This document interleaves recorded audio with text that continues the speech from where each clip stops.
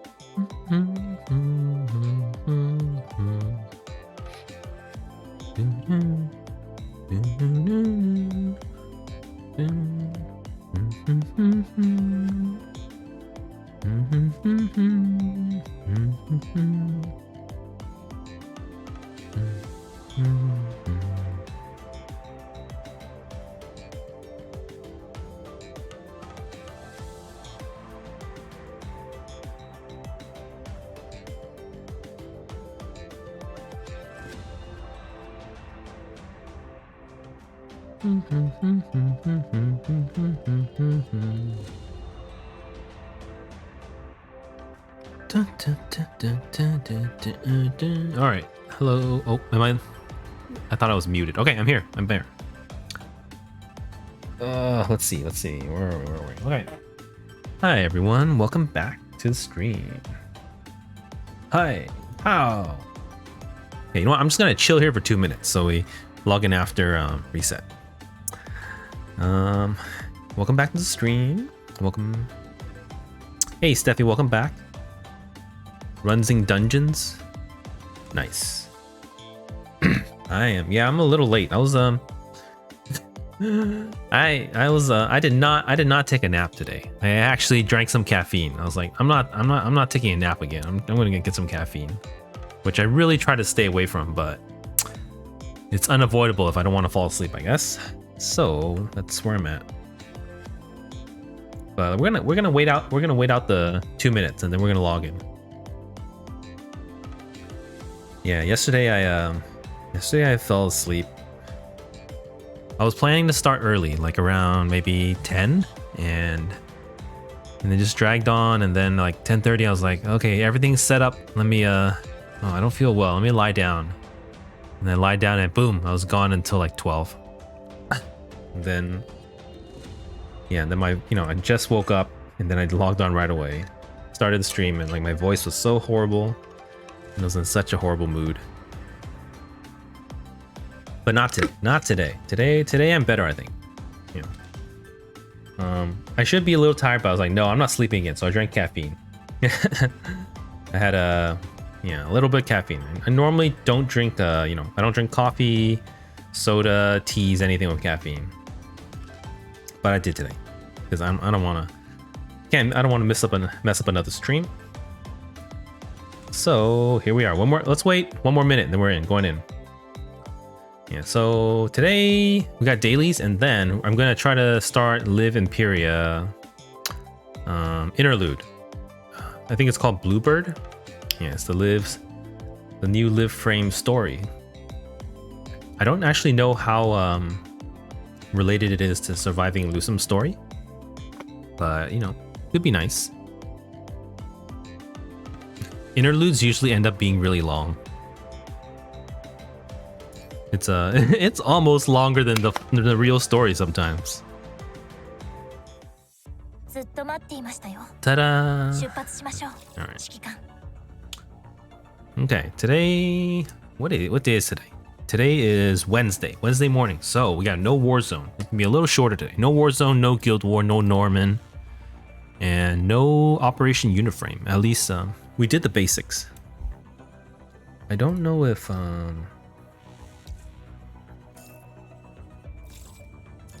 don't actually know if what am I talking about? If the match 3 has a new one today, because we're done with dailies. We just have Gabriel left, I think. Circuit Connect. No, Gabriel's tomorrow, so I can actually skip this too. So we have a little bit more time. Let's see. Yeah, I think today's pretty simple. So we have this one, Pain Cage, no Warzone. Ah, this is looking real bad. Let's see how bad my scores are. See, even on my laser, even on my on my lightning run. I couldn't get to third. I don't think there's any chance I could. I think I'm stuck in leader again. A little sad, but I can't do anything about it. You just have to live with being a leader, not a hero. Okay, so no Warzone today. We do have Pain Cage. I think it's still this is still the first Pain Cage, so super easy. And then Recitativo, we can do that later. But since we are doing story today, I think I might start with story first, so that I can rest my voice in between with doing the dailies. Make sure we claimed anything out of the way. Okay. So let's jump right into story, I think. Let me make sure everything's all right. Does anyone have any problems with sound check for me, anyone? I see it working. I hope it's good volume. Okay. Let me do a final check. Make sure I'm not missing anything. I always miss something. It's very rare that I don't miss anything.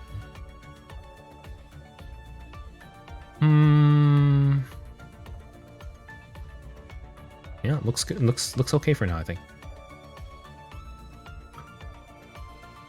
All right, let's do it. Let's do it. Here we go. Okay. So we finished surviving Lusum's story like a week ago, maybe a little bit more. I don't actually know where the interlude takes place or when the interlude takes place. Usually it takes place after the chapter. Sometimes a prequel. But we've already seen Liv's prequel, so I'm assuming this, if I had to guess, you know, I have absolutely no idea. But if I had to guess, I would say it's either gonna be all the way at the end, so after she's got her frame, and you know, after she can stay with it now, even though she's stuck with the pain, or right here, in between here, when she volunteered for the project, for the experiment, and was undergoing the process. So that's my guess. It's just I have absolutely no idea. It's just my guess. That's where the story would be.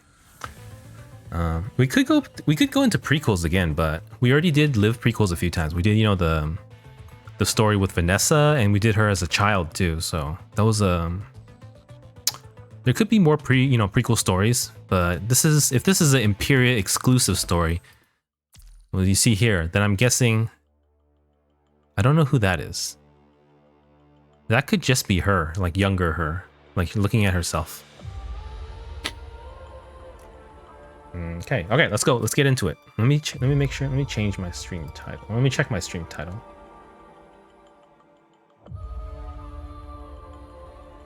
Yep. Okay. Let me clear my nose, and then we'll be good to go. Mute.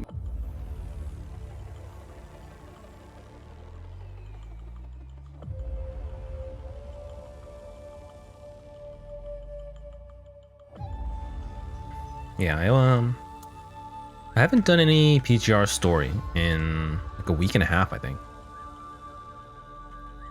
But what's that called? I actually I'm not sure what people like to see. So I was it's hard to say, and it's hard to see. So, and I mean, I remember I asked in my stream chat a few times, and I had a poll on my Twitter for a while, but I didn't get too many responses. So not really sure, but I'm trying to see if people like my story readings. I love doing it. I think I really put my heart into my performances, but I'm not sure if people appreciate it. So it's a lot of effort to put in, and I am trying to. I'm working on growing my stream, trying to pursue this full time. So yeah, I'm working on Twitch affiliate. You can see in the bottom left. If you guys are enjoying the stream, consider giving me a follow. But yeah, it's I'm trying to diversify my content, and just working out the kinks, learning as I go, seeing what to do from here. Yeah, if anyone wants to chime in about what do you like to watch for PGR streams, you know, story or just, you know, normal Warzone, Pain Cage, Babel, Norman Wars, the usual, then don't be shy. Give me some feedback. Thank you. All right, let's get started now though. Bluebird. I have no idea what's a bluebird, because a bluebird is a type of bird, but that's one word. So whenever I see bluebird, I think of the Naruto opening. I think it's the fourth opening. which also happens to be my favorite Naruto opening too, or my favorite Shippuden one. Not just Shippuden, my favorite opening overall, Bluebird. The one with the harmonica, yeah. That one's, yeah, that's definitely my favorite opening. It's a little bit I would say I love the song. I would say the first half of the animations too is amazing, but it's kind of ruined by the second half, if you know what I'm talking about. I think it's one of the first times in Shippuden that it becomes super apparent. If you know what I'm talking about, then you know. Otherwise, let's continue. Okay, we're not here for Naruto Bluebird. We're here for Liv Bluebird, Liv Empyrea story. Okay, Ascent. It has completely dried up on the gray soil and looks more like a piece of specimen. A white dove lands next to it, then chirps and flies away. No idea, right? And there appeared a great wonder in heaven, a woman clothed with the sun, and the moon under her feet, and upon her a crown of 12 stars.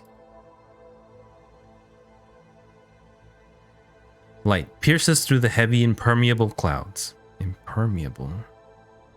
Birds rise above the empty church as a sudden gust blows across. Whoosh. So this is the end of Survival Lusum, right at the final battle. The gust soon grows into a gale that catches the attention of every living thing, from crouching humans to fighting constructs. Even the creatures who were bred from the red tide have paused their slaughter. They all look at the light. From the light, she descends.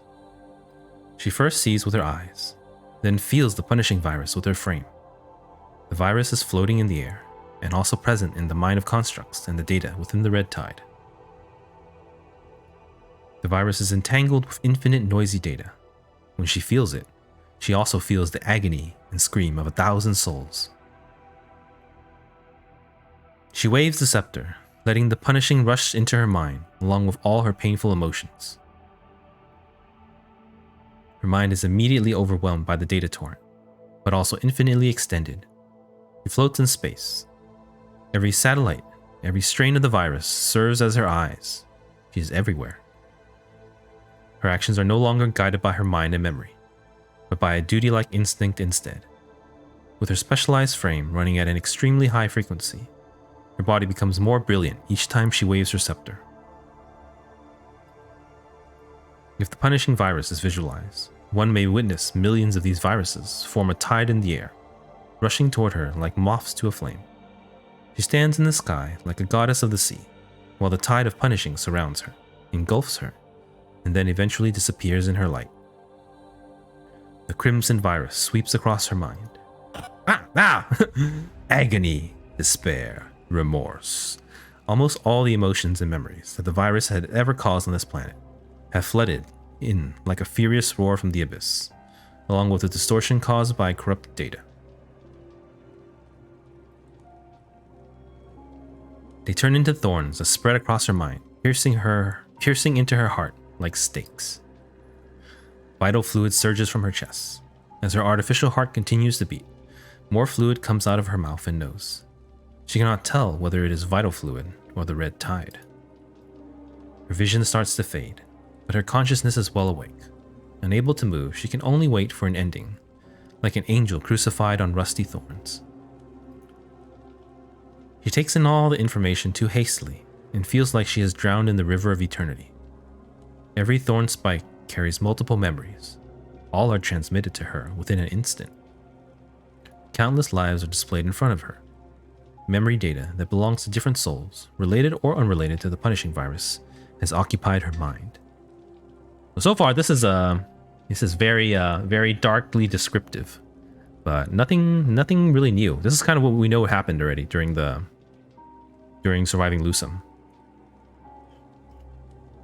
I'm not sure where they're gonna go with this, or is it just gonna be like a hidden story? Because Survival Lusum didn't have a hidden story, so this could just be like the story from a different point of view. The chest of a construct is penetrated by a corrupted that was once her friend. A wandering scavenger jumps into the red tide to respond to his love. Inside a smoking forest, a lost child hugs a heterosapien, keeps calling him while piercing his body with its arm. Oh, so dark. These are memories. Every second is split into thousands of milliseconds. Every millisecond is split into 1,000 microseconds. She witnesses multiple lives with every unit of time. She stays with every soul on Earth. Liv looks up. As her vision blurs, she sees a color other than the red that devours the sky. A gray bird flutters and stops on a branch nearby. It's a gray bird, not a... It tilts its head. Unlike other distorted data in her mind, this bird feels like a living creature from the real world that accidentally ended up here. She cannot tell the breed of the bird. It's a raven, hint. Suddenly, it chirps and flaps its wings, pulling her into a data stream. A magpie lands on a bush, but soon flies away as hand waves. I don't know. I feel like this... I didn't realize visual novels could jump scare you, but they keep flashing and they do that buzzing of like all these, you know, the PGR depressing scenes. PGR depression scenes. I bend down. First person now. Let's go back. First person now. I bend down to pick up a hairband left on the grass. I let out a sigh, then shout out loud. Calliope. My young lady, where are you? A little head pops out of the bush. Callie! I walk over and see her sitting on the lawn, digging the soil with a mini shovel. Okay, so this is... The narrator is Calliope. And she's like I'm assuming servant or something? It was a young lady, so probably younger than her. Maybe a little girl. Maybe not too young. I squat down and take out my handkerchief to wipe out the mud on her cheeks. Oh, she's so little. Oh my god! Is it Liv? So cute. His pink eyes with the white hair. It's gotta be Liv, right? What are you planting, my young lady? Honeysuckles. She answers in a serious manner. Because winter is over, I want to plant honeysuckles all over this place to celebrate the passing of winter. Time to come home. Oh. This is like a memory, redacted. Time to come home. Dinner's ready. Don't make Calliope look for you in the garden every time, says the mistress. She immediately gets up, hearing the mistress's voice. I quickly put the hairband on her, so the master won't rant about the importance of being presentable. I forgot to check the time again. Thanks, Callie. Thanks to the mistress's teaching, she is always very polite. I can't help but pat her on the head, seeing her shy smile. Oh, it's gotta be Liv. My young lady, we should go eat now. I will keep watch the sprouts and make sure they aren't eaten by the sheep. Is that okay? She's a little hesitant. But I want Callie together with us. If Belle eats my flower, we'll take her dinner away. The young mistress loves gardening, so the mistress lets her grow all sorts of plants in the back garden. Belle is the name of a sheep we saw in the market. It was going to be slaughtered, but the young mistress begged me to bring it back. The mistress let her keep the sheep in the garden. Somehow, I feel like my life is similar to the old sheep. So this is okay. So the narrator has suddenly shifted to Calliope, or it has been since we got into this scene here. Calliope. I don't know if I want to do... I'm just going to use my narrator voice for now. Well, I can try a little bit. Does anyone have a preference? My grandmother was a believer. She disregarded the advanced technologies in bionic machines and believed the devoted heart would prevail. Over time, our family fell behind the world. But she held on to the pride of the family until the very end. Still, piety alone could not save a large family on the brink of collapse. I'm just gonna use my normal voice until someone tells me otherwise. It's a lot easier on me. Okay. Still, piety alone could not save a large family on the brink of collapse. After losing our home, we began wandering. I could not even find a job in a world full of amazing machines that I could hardly imagine. Nobody wanted to hire a person with zero knowledge about modern technologies. Okay, so...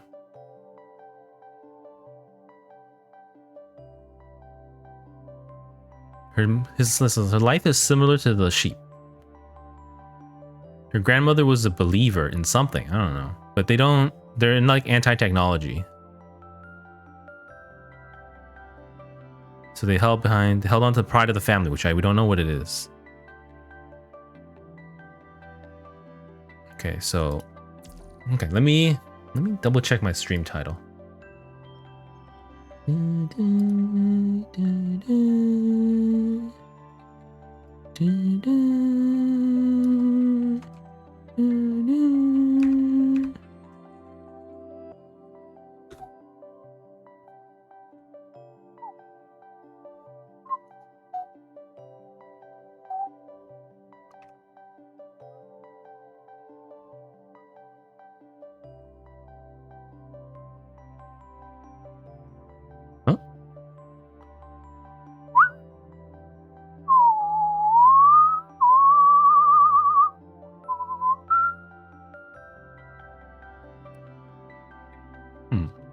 One thing I noticed that's weird is that my microphone doesn't pick up whistling. Like it only catches like the first burst of the whistle, but then afterwards it just fades off.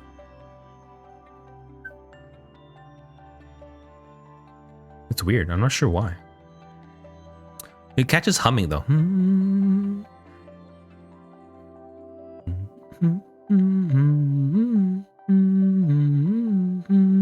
Okay, should be good.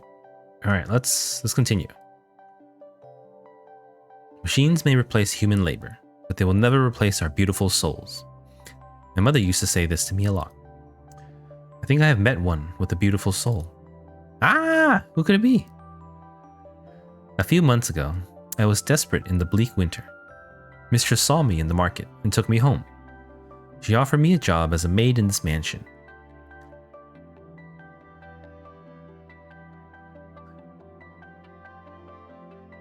Is it Cali? Let me do a quick Google. How to pronounce Cali in Greek? Calliope. Here, let's listen. Hey, wait. Wants to use your mic? No practice. Calliope. Oh my god, how did I not know this? Calliope. There you go.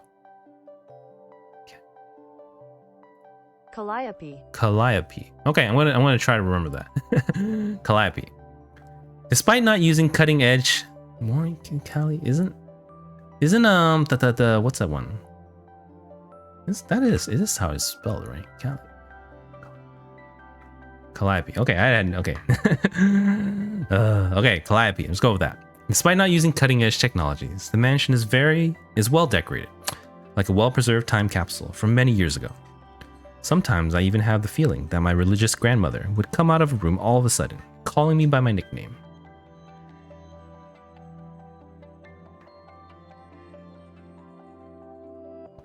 But when I cast the illusions off, I always see a smiling mistress instead of the family that I remember.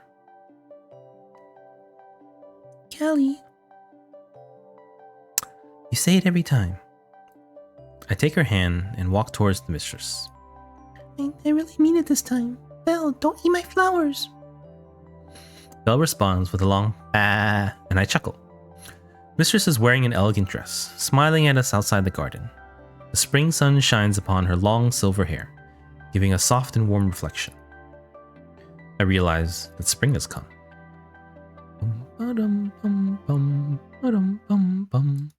The young mistress is crying on the grass when I find her. My young lady, what's happening? Under the moon, I see her struggling to hug Belle with her arms open. She has tears in her eyes and has to bite her lips to not cry out. I rush over and realize Belle is chewing her hair. Her face turns red from the pain, but she stays still as the sheep mistakes her hair for hay. Bad girl, stop it!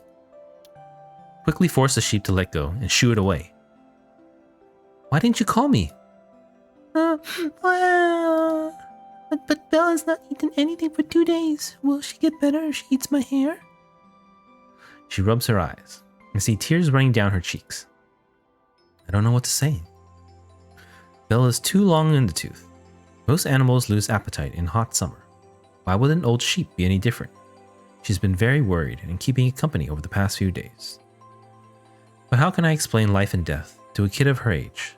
All I can do is wipe her tears in silence. Belle is just tired. It's preparing for a new journey. It just needs some good rest. A new journey? Where is she going? Is she gonna leave me? You can't stay in one place forever, my young lady. It's late now. Mistress would be worried if she can't find you.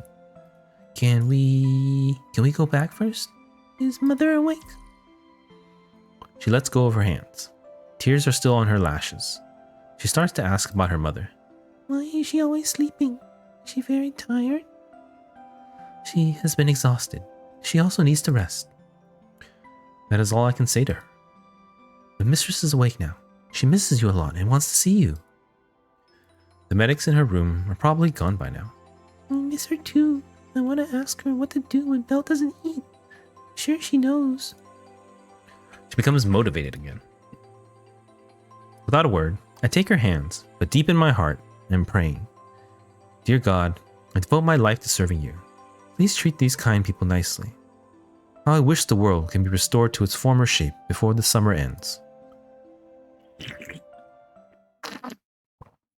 You see these interludes? These interludes are like really, really long. Really. The grievous news arrives on a gloomy autumn day. Mistress was a fighter. She stayed with us for several summers, but nobody thought she would be taken by an accident instead of the sickness.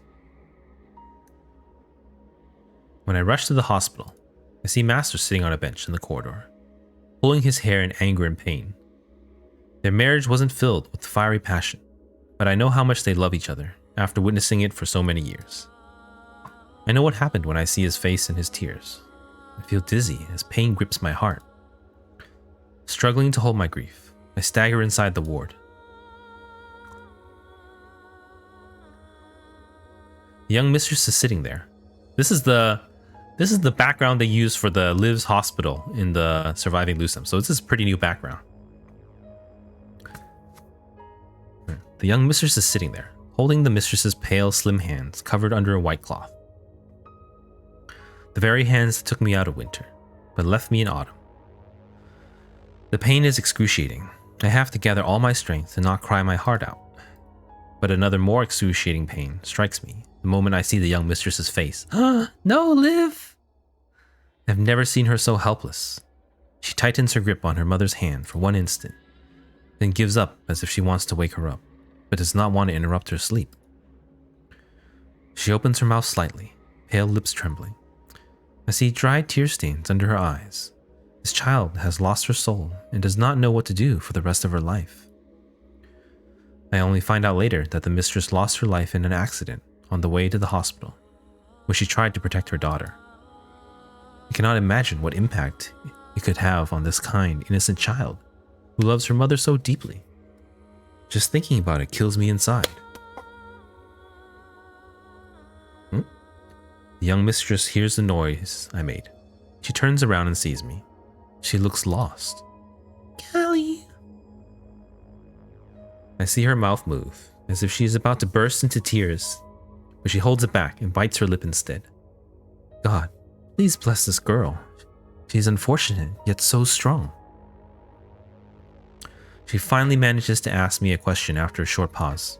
I hear her voice trembling. Why is Mother not going to wake up again, just like Belle? I burst into tears and almost begin to hate myself for not being able to do anything. I cry so hard that I cannot talk properly, but she seems to learn the truth anyway.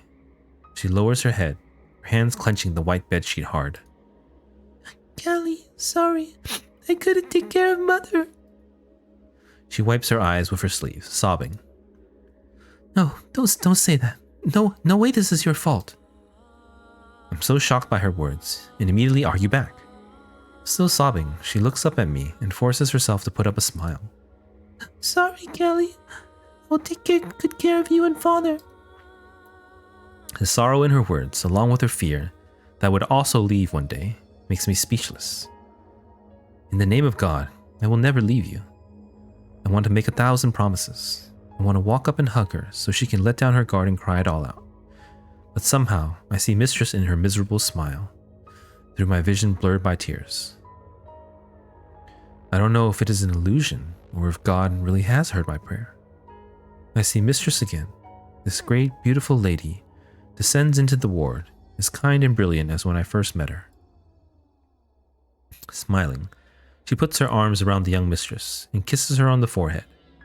She then disappears in the air as if she had never been there. Man, damn, I was gonna say, these interludes are long, like long. Because, you know, how long have we been doing this? We've been live about half an hour, so maybe at least 20 minutes.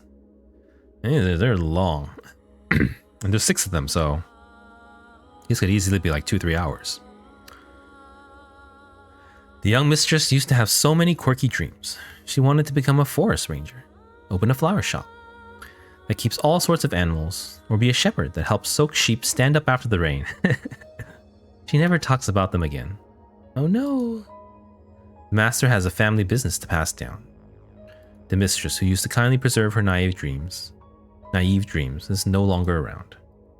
She starts to read books in her room all day and night. I have a vague feeling that the death of Mistress has given her a new direction. The master, on the other hand, becomes more depressed after losing his wife and locks himself in the study immediately after work. In the beginning, the 3 of us were still eating at the same table together, but such occasions become increasingly rare as he is busy with work. The young mistress seems to be troubled by guilt. She asked me to teach her some common dishes, and she would try her best to cook them, and awkwardly take them to her father's study. But the response she gets is no different from what I always had. Just leave it there. I want to tell her that none of this is her fault. She should never blame herself. When I see her beautiful and loving eyes, they remind me of her mother. I know I cannot change anything. I can only do my best to make her life more comfortable. I suggest her to write letters to the mistress. It does make her happier, and I'm glad it works. But as time goes by, things are not getting better. When winter falls, the chill seems to also have impacted the mansion. Ooh, I hate winter too. It starts snowing early in the morning. The young mistress has not seen snow for a while, so I wake up early and take her to the garden. I finally see her innocent smile once again. Do you wanna build a snowman? Come on, let's go and play. If I sing anymore, we're gonna get a copyright strike today. The master summons me to his study. He stammers with an embarrassed look, telling me that he wants to order the most advanced management AI. Hey, that was... this is the room of call-ins. On Babylonia. I think it's just a placeholder art. I don't think this is a shady room for shady dealings. Master summons me to his study. He stammers with an embarrassed look, telling me he wants to order the most advanced management AI. I have a bad feeling about it. Are they gonna have a robot mom? Sir, you don't need to pay me. I just want to stay here and look after you and young mistress. Notice she's only a silhouette. I don't know if they're, PGR is not really too lazy to draw side characters, but it could be revealed to be something else. Oh, the dad. We can't stay in the old days forever. Science has changed the world. But you liked it the way when mistress was around, didn't you? I panic and speak without thinking, but soon realize the mistake when his face darkens. I'm sorry, sir. I'm just concerned about you and young mistress. We're fine now. Besides, we need some time of our own. The master keeps looking away. It suddenly comes to my mind that he has been coming home late recently. I then recall the grayish-brown hair that I often found in his laundry, along with other signs. Ooh! Looks like he's got a new mistress. But wait, okay, so I did live Interlude, but it was a long time ago. I don't remember. Does she have a stepmom? I'm probably saying. I'm probably maybe. It's been a long time. I did it near the beginning, I think. Suddenly comes to mind. Grayish brown hair. Who could it be? I see. I look outside and see the young mistress, making the shape of a sheep, with snow in the garden. Ah! How I miss her smile. Belle was buried right there. The mistress and young mistress made her tombstone. I guess it's my time to embark on a new journey. Sir, she is a good young lady. I can't think of anything more intelligent to say. Please take care of her. The master seems to be relieved and nods with a smile. Seeing him recover from the death of his wife is the only thing that can make me feel slightly better. I will. Thank you, Calliope. It's been many years. Sorry, my young lady. I have failed to keep my promise, but as long as you and Master can live on happily, return to the winter that I came from. No!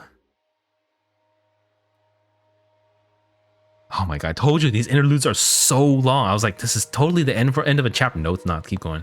Alright. I find a casual job not too far from the mansion. The pay is far from decent, but I'm still concerned about the young mistress and want to be able to go back occasionally. Life is never easy for ordinary people. Another season has passed when I have finally settled in. Yeah, like I'm trying to remember the Liv story was a long time ago. I don't know if anyone in chat remembers or anything. She probably has a stepmother and probably didn't treat her too well. Because I remember, like, there's something with her family that was really bad and pushed her to become a construct. But it was a long time ago. I don't think I can remember. Does anyone know? Does anyone remember? I'm trying to think.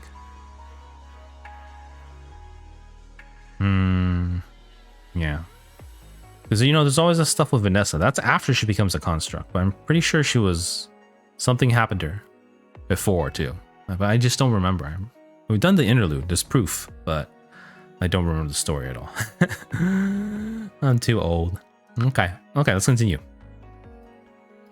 One spring morning, I find the honeysuckles along the street blossoming on my way to work. The memory of the young mistress hits me so hard that I put down all the tools and rush through the entire neighborhood, heading toward her home. I just want to see her from afar. I wonder how she is doing. Has her winter passed? The sun is high in the sky when I finally arrive outside the mansion. I wait anxiously, hoping to see her through the fences of the garden. Uh-oh. Thank goodness I don't have to wait too long. I almost shout out in excitement when I see her walking to the garden with a pot in her hands. Oh my, the young mistress, she has lost so much weight. Isn't she growing? Oh no, poor Liv. Sorrow grips my heart once again. I want to take her hand, wipe the mud off her face, and give her a warm hug. She no longer skips around. Her hairband is tied up properly. It has been only a few months, but I feel like she has grown so much. The innocent child is gone. I gaze at the young mistress, trying to remember everything about her at this very moment. But I must not let her see me, for she would blame herself again after seeing me in dire straits. I told her I received a better job offer when I left. She squats down next to the garden bed and starts digging with the same old mini shovel. I realize the garden has been renovated. All the flowers that she once grew are now gone, replaced by neat green foliage and automatic robot garden. Ugh. Not astroturf, but like a very artificial garden. Hold on.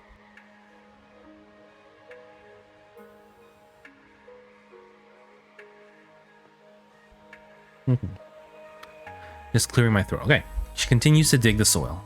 Her face looks as serious as before, but there's no longer mud on it. I watch her move honeysuckle from a pot to the garden bed. Hey, is breakfast ready? Who's this? A girl that I have never met shows up in the window on the second floor. The young mistress looks up, slightly nervous. Yes, it's in the kitchen. Father starts work early today, so I only cooked for 3 people. Is this like a Cinderella story?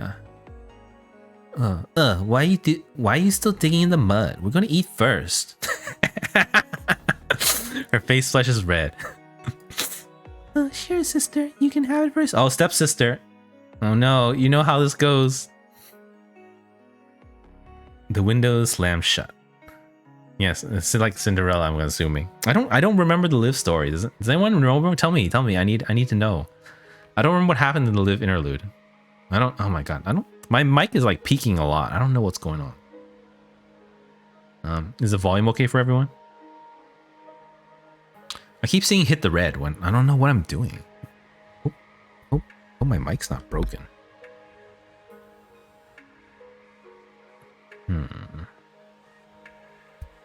Huh. Okay. I'll just be a little careful. Maybe I turn the gain down a little bit.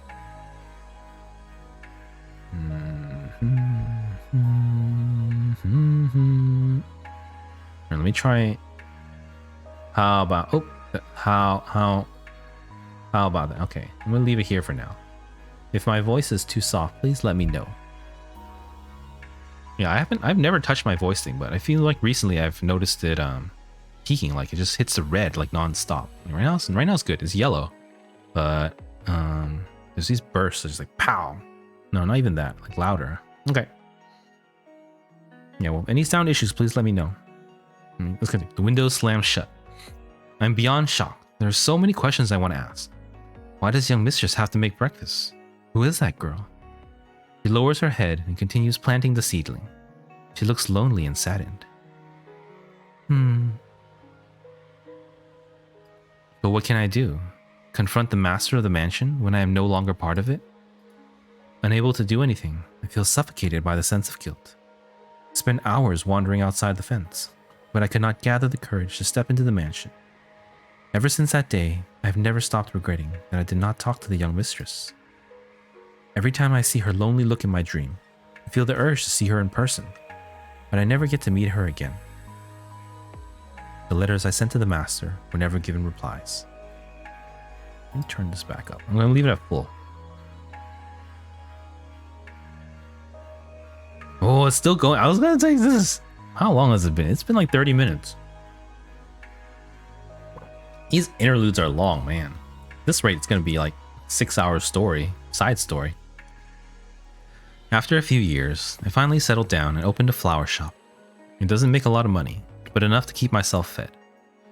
I never hear anything from the young mistress. Still haunted by the guilt and uncertainty, I rarely go back to look for her again. Maybe she has already found her new family and friends. Maybe it was all just my misunderstanding. Still, I put many of her favorite flowers in the window on the day my shop opens, hoping that one day she may come by. Life is finally getting better. Oh, music change. I am already looking forward to a day that I can go back and visit her. But doomsday comes soon after. Punishing virus, dun dun dun. All I know about the punishing is that this virus can turn the machines we see every day into ruthless killers. All residents have fled the city. Machines are scrapped, abandoned on the streets. Government announcements are looped on screens. My flower shop looks like a god's joke. What's a god's joke? I'm just going to assume that's a typo. I believe the master will protect the young mistress. I can only think that way. I go to her mansion one last time when I pack up my bags and prepare to head to the shelter. From a distance, I see a military vehicle driving past the gate. Are they here to protect her? She'll be fine. I gaze at the now desolated garden. It is nothing like what I remember. Finally, I find the honeysuckle that young mistress planted many years ago. It has completely dried up on the gray soil and looks more like a piece of a specimen. A white dove lands next to it, then chirps and flies away. I have lost all sense of time in the wandering journey. Pain and suffering in the post-apocalyptic world have turned me into a numb and dull walking dead. Only memories can remind me of my life in the past as a human. Is she in the red tide? When I was a human, I could endure the pain. But in a world of the punishing virus, we are no longer human, but animals that would do anything just to live another day. Can I really see my loved ones here? That's the first thing that comes to my mind when the red tide devours my camp. When other scavengers scream and run, I only close my eyes, waiting for miracles to happen. I don't know if it is my illusion or if God has actually descended. I feel like I have seen the mistress. I cannot see her face, but she gently puts her arms around me like an angel. I open my arms to embrace her. This is my final relief. But when I see the angel's face, I know it must be a miracle, or she is not the mistress, but a grown-up young mistress. Ah! She survived all these years. I know somewhere in the world, she must have become the person she always wants to be. I shed happy tears at the last moment of my life. Oh my god. What's gonna happen if she died then? Okay. Man, that was long. That was like 35 minutes, which would put this story at over 3 hours.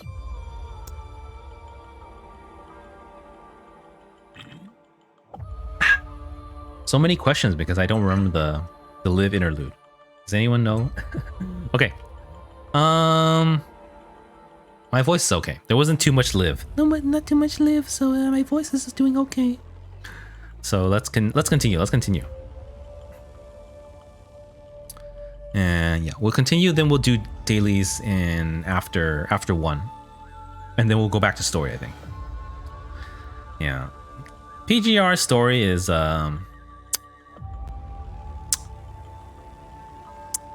it's probably my favorite part of the game. Well, pretty close. Would say the characters design art's really great, and that helps build up your the emotional connection to the characters as well. But the stories just really did it. I've said this many times. Yeah, Lucia stole my heart, Kowloon. That's how it started. I feel like early Lotus and Alpha. It was like, yeah, this is pretty cool. And then Kowloon Metropolis happened, and then I was like, oh my god, my heart. And then I fell in love, and I can never go back. Okay, let's go. Let's do another one at least. Descent. So that was Ascent. She stands up and looks at other wounded soldiers with visible compassion. I'm surprised and even begin to think that she may be a believer. I have seen many soldiers with faith, but never such a kind and gentle expression on a soldier's face. Did she make it out alive? Did Liv save her? Men of Galilee, they said, why do you stand here looking into the sky? This same Jesus, who has been taken from you into heaven, will come back in the same way you have seen him go into heaven. A chirping white dove ascends from the thorns, taking Liv back from the painful memory. It flaps its wings to fly away, but ends up caught in the crimson punishing waves. So this is a white dove, not the gray unknown species bird from the first one. And this is still Liv after she's sucking in the virus, so she's like getting corrupted at this point. More volatile emotions flow in among the memory data, and more spikes pierce through Liv's body. The moment a memory block is filtered, thousands more will enter her mind. She becomes a vessel of every living thing in the world. God never showed any mercy to these struggling lives. Black tears run down Liv's cheeks as millions of howling miserable souls emerge from her body. But Liv cannot stop. She only waves a scepter to bring more punishing into her mind. Do you guys think this is gonna be like six small stories of different people in Liv's previous life? I'm thinking that's likely. That's my guess. We'll find out pretty soon though. Because that was the end of Calliope, I'm assuming. Unless she comes back. He takes in everyone's pain equally, is crucified to death, then resurrects again. The cycle continues. When her mind is almost inundated by the never-ending punishing waves, the dove suddenly breaks away. Another data connects to Liv as the blood-soaked dove screeches. The four-wheel drive suddenly breaks hard, throwing my body forward. Oh, we're first person again. This is a new story, someone else. My broken arm squeaks and sparks as I push with it. The medic sitting next to me flinches. He looks disarrayed and shocked. Yelena. New character. Bitch, what are you doing? Swearing out loud, I twist the half-broken mechanical arm back and look at the driver. Wait, whose arm broke? Oh, her broken arm. Oops. Sorry, Elena. A bird suddenly hit my window. I see the wiper pushing aside the blood-soaked corpse of a pigeon, leaving stains on the windscreen. Pigeons are a symbol of good news. A dead pigeon can't be good. When's your arc coming, huh? The world's gonna end. Just keep going. The earlier we arrive, the sooner we can get the supplies. He looks angry.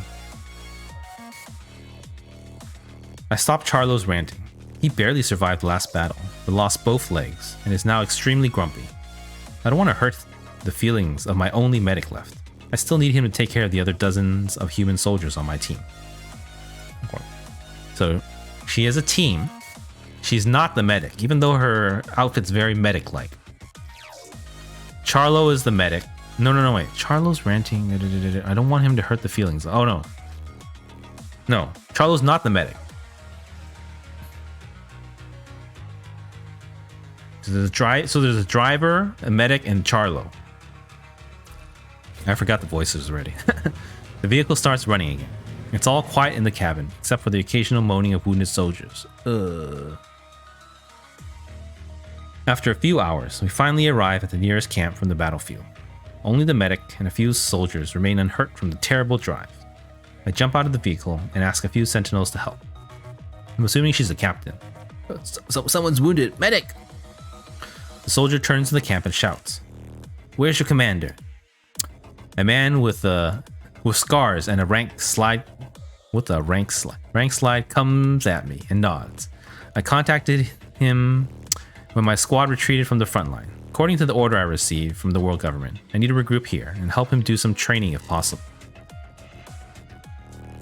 Bill, Lieutenant, greetings, Officer Yelena. Your supplies are all ready. We're short of medics at the front line, so I'm hoping you can give ours a little training. They don't have a lot of combat experience. Yeah, she's a medic too. What's going on? That or she's gonna train some medics or something. Only here it says I don't want to hurt the feelings of my only medic. Okay, so I guess her and the other ones are medics too. Okay. He pauses when he sees the sparks on my arm. Yeah, your arm. The world government sent you special medical packs in advance, didn't it? That will work for me. He continues to gaze at me with suspicion, trying to find out the difference between me and normal humans. Is she a construct? Probably. Machines like me, or using the proper name, constructs, are yet to be deployed on a large scale. I'm not surprised at his attitude. Alright, I'll send someone to get it for you. He walks away, with an arm hung in a sling. I look around the camp in boredom. Many young soldiers, obviously rookies, are sneaking at me, like a high school students. A few medics are standing around the wounded soldiers, giving them morphine and antibiotics in a spin. Back in the Golden Age, they were still kids. Now they have to protect their homeland in Doomsday. I wanna live! A white-haired medic catches my attention. Unlike her panicking peers, she just half kneels next to Charlo, the guy who's lost his legs, bed, holding his hands. Charlo looks furious and is screaming in despair. Someone must have touched his nerve again. He is the worst type of patient to medics, at least to me. If it's me, I will probably punch him in the face to shut him up. We are always short of time in this war. I don't need more negative emotions to remind me of how screwed up this world is. The medic does not touch his wounds, but holds his hand instead. She seems to be calming him down with gentle words. Like a pediatrician, she is soothing Charlo's emotions with a kind smile and great patience. I can't hear what she's saying, but Charlo does calm down. The man sobs like a child before his mother, giving the medic a chance to inject the tranquilizer. Her action is gentle and firm, but way too slow. I'd have given her a dressing down for days, were she my student. She must have never been to the front line. Wow. It takes a long time to treat Charlo. He could have treated 5 soldiers in that time. Then stands up and looks at the other wounded with visible compassion. Surprised, I even begin to think that she's a believer. I've seen many soldiers with faith, but never one with such a kind and gentle expression. Hey, that was the description of the level, wasn't it? The emotions I usually see are anxiety, grief, despair, or indifference. Excuse me, ma'am. Lieutenant asked me to deliver this medical pack. A gloomy-faced soldier interrupts my thoughts. He can't even finish the sentence without stuttering. I take the medical pack. hoping they don't give us this guy to me in the training.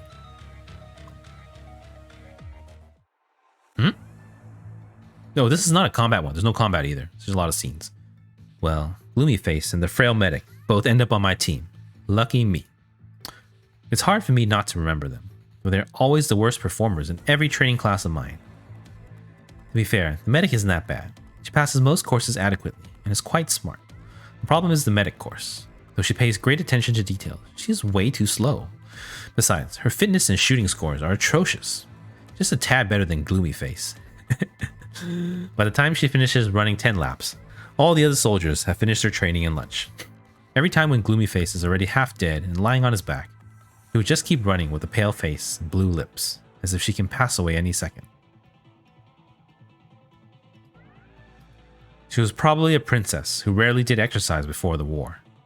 I asked her to train her endurance first. I don't want her to drop dead halfway. Poor Liv. 3.2. Soldiers shouting out the results of the precision shooting exercise. The medic is standing straight with her lips pursed. I wish her results are half as good as her seriousness. Yarha! Ugh! Probably a miss. He's been looking everywhere for the bullet hole. Out! Gloomy Face looks at me embarrassed. There is an appeal in his eyes. Don't give me that look. I'm not the one who will kill you on the battlefield. Maybe you can start practicing how to beg those corrupted for mercy. There's scattered laughter from the soldiers. I raise my voice. You think you're good, huh? Show me. Does anybody fancy a freestyle fight? Perhaps my steel arms are too much of a deterrence. All the soldiers look down. Nobody dares to reply. I can't believe we have to rely on you cowards to save Earth. Don't you know what you have on your shoulders? You're soldiers. And you better fucking act like one. I stride along the line, staring at every one of them. Squad 18 needs a break, and you will head to the front line next. Have you not seen those soldiers? Most of them still keep their heads down, too afraid to look me in the eye. I lost 23 soldiers for one base. Have you seen what survivors look like? Guess what? They are going back to the battlefield with you. They lost their arms and legs out there, but they never put down their weapons. Some crawled and held grenades in their mouths, and they're still going back to the hell that almost claimed their lives. 1, 2, 3, or 4 times. We go back as long as we're not dead, because that is what soldiers do. Some soldiers look away in shame. Some look up and stare in the distance. Ah, Liv, she's so cute.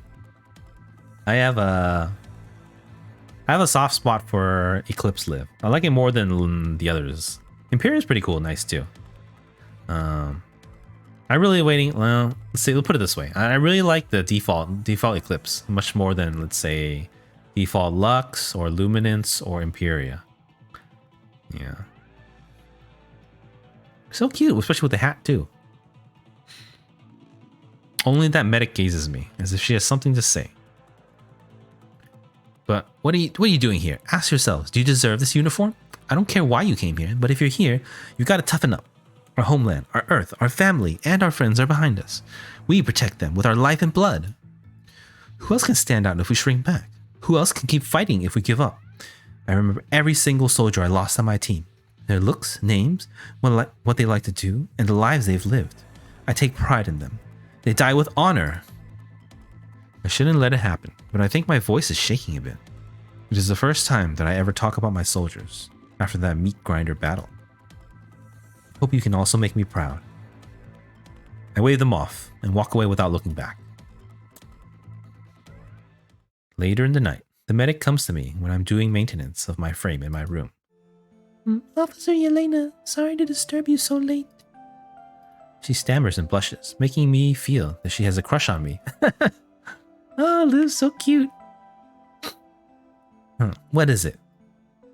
I'm the medic of Squad 6. Can I ask you a few questions? Say it. My training results aren't very good. I'm worried that I can't help the soldiers with my performance. This really troubles me. She is shy but genuine. I look her in the eye and can feel she is seriously concerned. I know it's not nice to disturb you in your personal time, but I really hope you can show me how I can do more. I was thinking that she wanted to talk about the fear of death, or ask if she could go home. I have realized my mistake, and I respect her resolution. I immediately changed my attitude. Just follow the training schedule and do your best. Everyone has different physical conditions. Passing the military service requirements only means you have met the basic standards, not that you are great at fighting. I see, but, officer, She lowers her head. I sense sorrow in her voice. I know we are heading to the front line soon, and I won't have much time to improve. It's my fault for not working hard enough. She seems to have struggled a lot inside. When she finally looks at me again, I see her determination. Oh, we can see it already, right there. The wounded soldiers you brought back. I've never seen anything so horrifying and tragic. I think I'm not good enough for the real battlefield, so I'd like to do something. I want to do anything as long as it helps our battle. I think for a while. I see. Your biggest problem right now is your lack of experience, your stamina. Overall combat abilities and reflex are also subpar. Is that so? Sorry. I watched your training. Every time you had to treat a wound, you always did the full procedure. Given the chance, you'd even wash the dressing. This is a war, not a clinic. You must give up the unnecessary steps. Only life matters. Everything else can be sacrificed. Speaking of it, your technique looks like that of a professional. Have you learned it before? My father runs a medical group, so I knew a thing or two about it. She sounds a bit hesitant, so I change the topic. You must increase your speed. Remember which wounds can be fatal, which ones are not, and which ones can significantly hinder the movement of soldiers.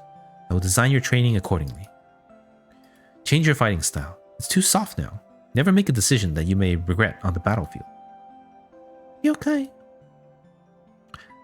Medics keep an army going. Corrupted will not choose their opponents, so you have an equal chance of being attacked, just like other soldiers. It's important to keep yourself alive, but you can't fight. What should I do then? Run. If you can't beat them, just run as far as you can. Don't let the corrupted touch you. Of course, I'm not asking you to flee. You must learn the attacking styles and logic of the common corrupted. They can't think, but most ordinary machines will act according to their default program logic, so there are patterns. I have outlined the general guidelines. Make sure you remember every response for different situations. I see. One more thing. If you can't save someone, just let them go. Oh, no. Know your limits and choose a plan with the highest returns. Give up one, you may be able to save 10 more. But if you're dead, you can't save anyone. I understand. Medic nods firmly. I see determination in her eyes. I like this look better than her blush. Thank you, Officer Elena. Go. I will watch you.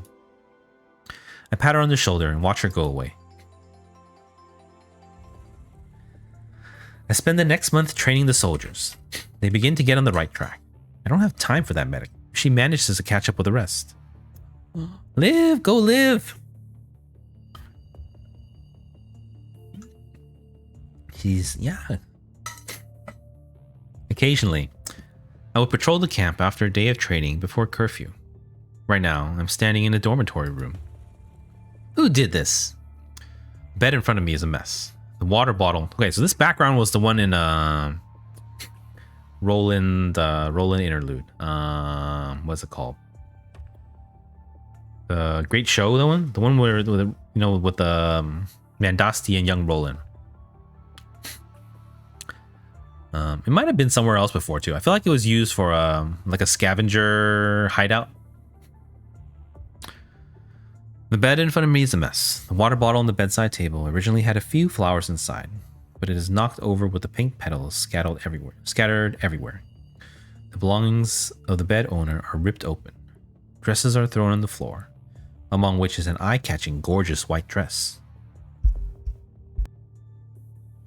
Excuse me.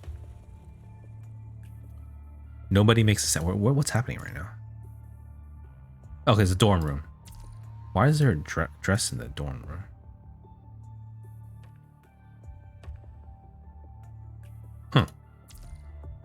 I pick up the dress and feel very puzzled. I'm puzzled too. Who made this mess on the bed of our princess? Who's the princess? Someone sneers, but immediately shuts up when I look over.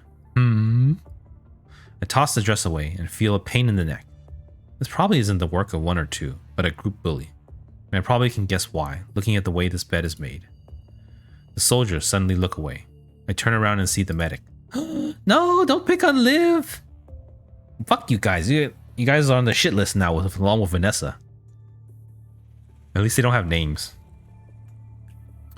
She is panting, sweat running down her cheeks. Seems like she just went for a jog.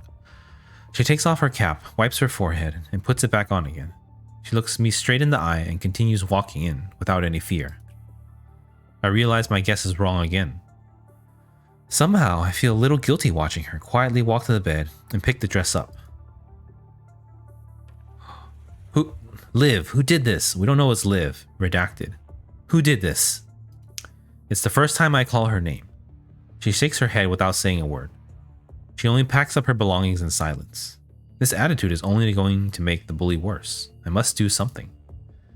Whoever did this, you had the guts to do it, but don't dare to admit it? Get the fuck out before I find myself. Before I find out myself. Ma'am, it's me, sorry. I was looking for something before heading out. Are you kidding? I thought a bear attacked your bed. She turns to look at me and smiles. Her voice is very calm. Ma'am, I won't let this happen again. She looks at the soldiers standing nearby. They quickly look away, ashamed. You better be ashamed. I figure out what she wants. To resolve the situation by herself without relying on my power. I respect her decision and turn to the rest of the soldiers. I hate these dirty tricks. Whoever did this, do not let me catch you again. And you, medic, pack up your pretty dress. There's no ball here. The only ones you can dance with are the enemies of humanity. Oh, yes, ma'am. Her face flushes again, making me wonder whether she can take care of it on her own.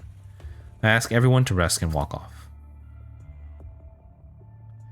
But I don't go away. When I see the medic come out to throw the rubbish, I wave at her. Professor Yelena, what can I do for you? Show me your hands. Her face immediately turns even redder. What's the matter?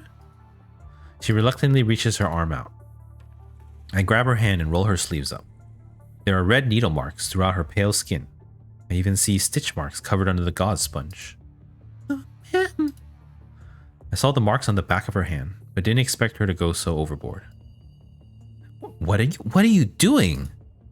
I was just practicing. Oh, I feel like we've heard of this before. Like it was in one of the stories. Or maybe it was just someone posted about it on Reddit. She takes her arm and pulls the sleeve down. I can find the spot faster now. I also know how to make it hurt less. I asked you to train hard, not on yourself. How smart, huh? Don't worry, ma'am. I only use glucose. It won't hurt my body. I found your advice very useful. I'm learning a lot faster from these targeted exercises. With better efficiency, I'll be able to... I too am a medic, but I just happen to become one. I'm no doctor or teacher. Fighter may be a better description, but I can read from this kid's eyes that she wants to save lives. That's our greatest difference. I feel like saying something, but don't know what to say. I'm never good at sympathizing, but at this very moment, I'm a bit emotional. Why would a kid like her step into the battlefield? In the end, all I do is pat her on the shoulder. Don't push yourself too hard. If you collapse before even going to the front line, all my effort will go down the drain. Ryokai, I will not fail you, ma'am. Oh, one more thing, ma'am. Sorry I brought that dress into the camp. As long as it's not prohibited, nobody gets to decide what you bring to the army. No one has the right to criticize you, so long as you are fulfilling the duty of a soldier. I meant every word I said. She smiles gratefully, but I feel she's a little sad underneath. Thank you, ma'am. I will never do it again. I'm a soldier now. I shouldn't live in the past anymore. I have found my place. I will take this responsibility. I don't know what she's talking about, but I can see her determination. I nod in approval. We're going to the front line soon. Now I'll give you your first order. Oh, yes? Private Redacted. I call out her name with all seriousness. Shocked, she quickly stands to attention and salutes. Her cap isn't worn properly, but she does not realize it. Oh, yes, ma'am. Do not die. The next time I call her name, I don't want to be using it as an example in front of another group of rookies. Live on, medic. Live. Oh! The peaceful time flies by. I've returned to the base near the central purification filter, once again with my army. Most of the base has fallen. Our final defense moves closer to the CPF day by day. If the corrupted seizes any more land, the entire zone will fall. We will have to abandon the CPF, and mankind will lose another important base. It is the first time for my soldiers to face such a dire war. There are a lot of casualties. I have to maintain the morale with a great deal of motivation and rebuke. The soldiers charge forward, only to be crushed by numerous corrupted, who are always relentless. They didn't even get to see what the war is like. Years of life, months of training, all destroyed in seconds. The first confrontation lasted over 10 hours. My stupid arm stopped functioning again. I bend my body in the trench and quickly move toward a soldier. One of her arms is mutilated in an explosion. Take it! 8 o'clock! I shove my machine gun into her arm and order her to eliminate the corrupted approaching, then take out a hemostatic patch with my functioning hand to give her emergency treatment. She gnashes her teeth and shoots, knocked behind by the recoil. I don't hear the sound of bullets hitting the target. A stray bullet flies past my cheek. I feel like my artificial skin is burned, vital fluid coming out. After I finish patching her up, I take the gun back and bring it to my shoulder. A large machine falls to the ground only steps away from our position, sending dust on my face. I wipe my face and hear someone calling for medic from afar. Move over there. It's safe behind cover. I pick up the gun she dropped and give it back to her, and then look at where the voice comes from. The zooming function on my vision module quickly helps me locate the source of the voice. It's that kid with the gloomy face. He's still alive. He's sitting under a wrecked building, soaked in blood. My fluoroscope tells me he has a broken tailbone and cannot move on his own. 58 meters. No, that cover can't be used anymore. The next closest one is 362 meters away. I decided to give up on him. Just as I reload my gun, I see a white-haired soldier leaping over the trench from the corner of my eye. Shit! Redacted. I quickly shout to her. She was appointed to stay behind the trench and take care of the incapacitated soldiers. Get back here! You can't save him! She doesn't seem to hear me. Instead, she keeps running toward the storm of bullets. Get back now! It's an order! She looks back at me. She only pauses for a second, but a shell from another large corrupted explodes and knocks her away, tossing her onto a pile of gravel. Damn it! I can still make it. I point my gun at the corrupted approaching her. Pew pew pew pew pew pew pew pew. There's zero hesitation in her action. She quickly gets back on her feet and dashes out like a wild deer, heading toward the voice calling for help. Ugh. I blow the corrupted into pieces, but more have located her. I can't help her. There's no way she can reach there. I can only watch her run rapidly across the battlefield. I never know she can run so fast already. She goes around the unsafe cover in the same route I anticipated. She's sprinting with all her strength, leaving gunfire and explosions behind. Somehow, all the bullets are missing this frail medic. It's almost a miracle. Continues to run in the center of the battlefield. I swear that I couldn't run as fast when I was still a human. Wait a second. Oh, she's still human. The fuck is going on? Hold on.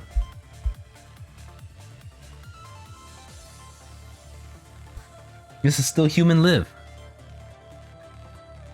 This is not. Sorry, I was muted. Okay, this does not technically make sense. Okay, cause Liv is not like this before. In the beginning of Grey Raven either.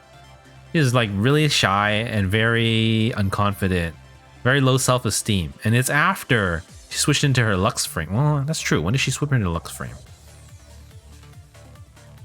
I think she switched it with Vanessa. So it's not till after she becomes a construct. But we'll go with it. She soon reaches the soldier. My hearing module catches his desperate screams. She pulls him to a safer location before giving him emergency treatment. For one instant, I almost forgot my duty. I just gaze at her as she does her job skillfully, almost half as fast as me. She must have been doing a lot of training. I feel like I have returned to many years ago. I remember the first prey I shot with my gun, the first time I punched a bully, knocking him to the ground, the first time I climbed to the top of the snow mountain in my hometown, screaming and shouting. I think I have smiled. I've never felt this motivated for so long. It's a cry from our soul, unwilling to give up the impossible challenge. She quickly finishes wrapping his wound and holds his hand, comforting him with a gentle smile. This part can be skipped. I must tell her later. I picked up the machine gun again and shoot down a few corrupted in front, my heart beating incredibly fast from surging emotions. Pew pew pew pew pew! Oh, I climb on top of the trench. Oops, I climb on top of the trench, yelling. We are the ground force. Nothing can stop us. I know the corrupted have no soul, no matter how vast their numbers are. The human soul, on the other hand, is the most beautiful creation that nature has ever made. We have no limit. We can conquer the universe and take back the earth that belongs to us in the first place. The ground force pushes forward as the soldiers roar in passion. Yay! Okay, that one was a little shorter. I like seeing all these glimpses of Liv, though. But that one, we don't know if we ever... I'm not sure if we've ever... how do you say it? We don't know if she ever sees Empyrea live, so she might be dead at this point. Unless they're going to continue it in the part 3. Okay, that's pretty cool. I love seeing Liv. Yeah, Liv is fan favorite too. She's so cute. Okay, we've been going on for like about an hour, so I'm going to take a short break and then I'm not sure actually. Either I can take a short. I'm going to take a short break and then just just quick a bio break, and then my voice will be okay. Maybe we can continue one more story and then do dailies and then back to story again. We have very few dailies today, as far as I know. No Warzone, and that's it. It's going to be pretty short, and it's going to be easy pain cage too. Just 3 today. Okay. Thank you guys for watching. If you're enjoying so far, enjoying the stream, give me a follow. Thank you. Also, if anyone wants to chime in with feedback, how do you guys like your PGR streams? Do you enjoy these story read-throughs, like my story read-throughs, or do you prefer just standard PGR combat content and events and dailies, weeklies? Yes, thank you everyone. I will be right back.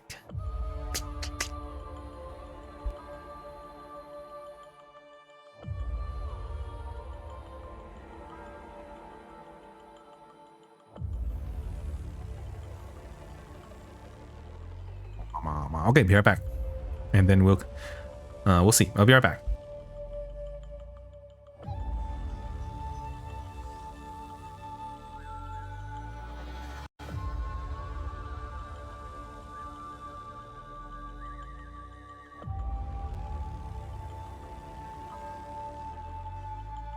Let me type my question in chat real quick.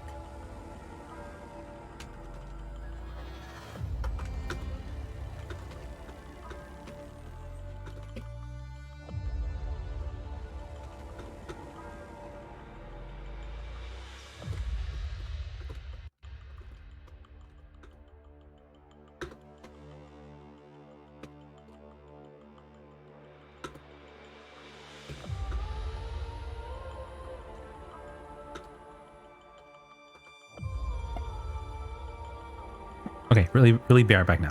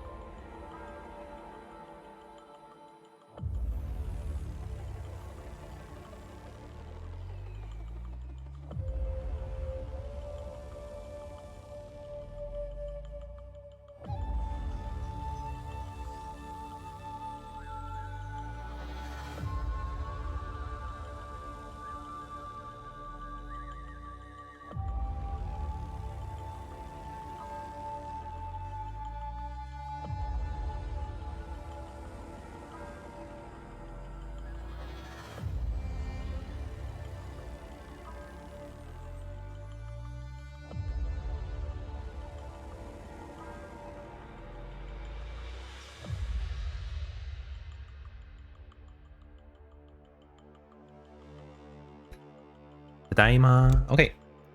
We're back. Any objections to continuing story? I think one more story, then we'll break for dailies, then back to story. Get a drink of water real quick. All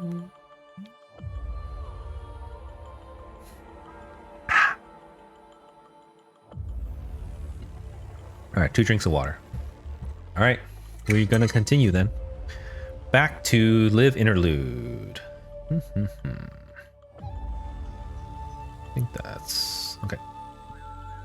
Okay, so it looks like it's side stories. The first one was with Calliope. Is that how you say it? Calliope? No, Calliope. That's what it is. Calliope. So that was like Liv's nanny before her mother died, and she was saved again after she was about to get devoured by the red tide by adult Liv, Empyrea Liv, nonetheless. And then the last one was Yelena, one of Liv's trainers, teachers, medic teachers on the battlefield during before she was a construct. So only while she was human. All right, let me make sure I got everything. Okay, we're ready to go. Back to Epiphany. Time to fight. We got a battle coming up. An egret lands on top of the ruins under the sun, making a long and peaceful chirp. Chirp, chirp. I don't know what an egret is. It's some kind of... It's a bird, I'm assuming. It's also the name of Vanessa's team. So maybe this is going to be about Vanessa? Egret. Oh, it's a heron. Okay. Wait, what's the meaning of egret? Egrets are herons, long-legged wading birds. Kind of like a pretty long build, very skinny neck. Okay. But this, if it's an egret here, it's probably going to involve Liv's old team. So maybe Vanessa or Bambinata will show up. You know, everyone's favorite commandant, Vanessa. All right. She once read about an article amongst many Golden Age works Yarha collected. I don't know who Yarha is. I thought someone mentioned Yarha earlier. Is it the gloomy face guy? Okay, what was it? Golden Age works. I see the invisible bursts of gamma radiation from giant stars converting into... Okay, sorry. Make sure my sound's on. Okay. I see the invisible bursts of gamma radiation from giant stars converting into pure energy by their own mass. I see the flashes, the flicker from the far side of the universe. Just like all the births and demises she is witnessing. Okay, it still gets me every time. I should have known that was going to happen already. The overwhelming gunfire pulls Liv back from the temporary connection. In her blurred vision, she sees the blood-soaked dove standing on a thorn in front of her eyes. It is flapping its wings and chirping loudly, as if chanting a battle anthem. Tweet! The bird shakes off crimson punishing virus from its wings, revealing the white plumes under. It has become an egret. Why? Liv is still slightly confused. She can only vaguely grasp the information as her memory is trapped among the vast amount of data. Where do you come from? Why do you keep changing your look? It didn't answer. Elegantly paced. Oh, sorry. The bird just walks around and sings. As it flaps its wings again, white feathers fall on Liv, throwing her into another data torrent. After hanging up the comms from the world government. Oh, we're back into first person. Let me clear my throat one more time.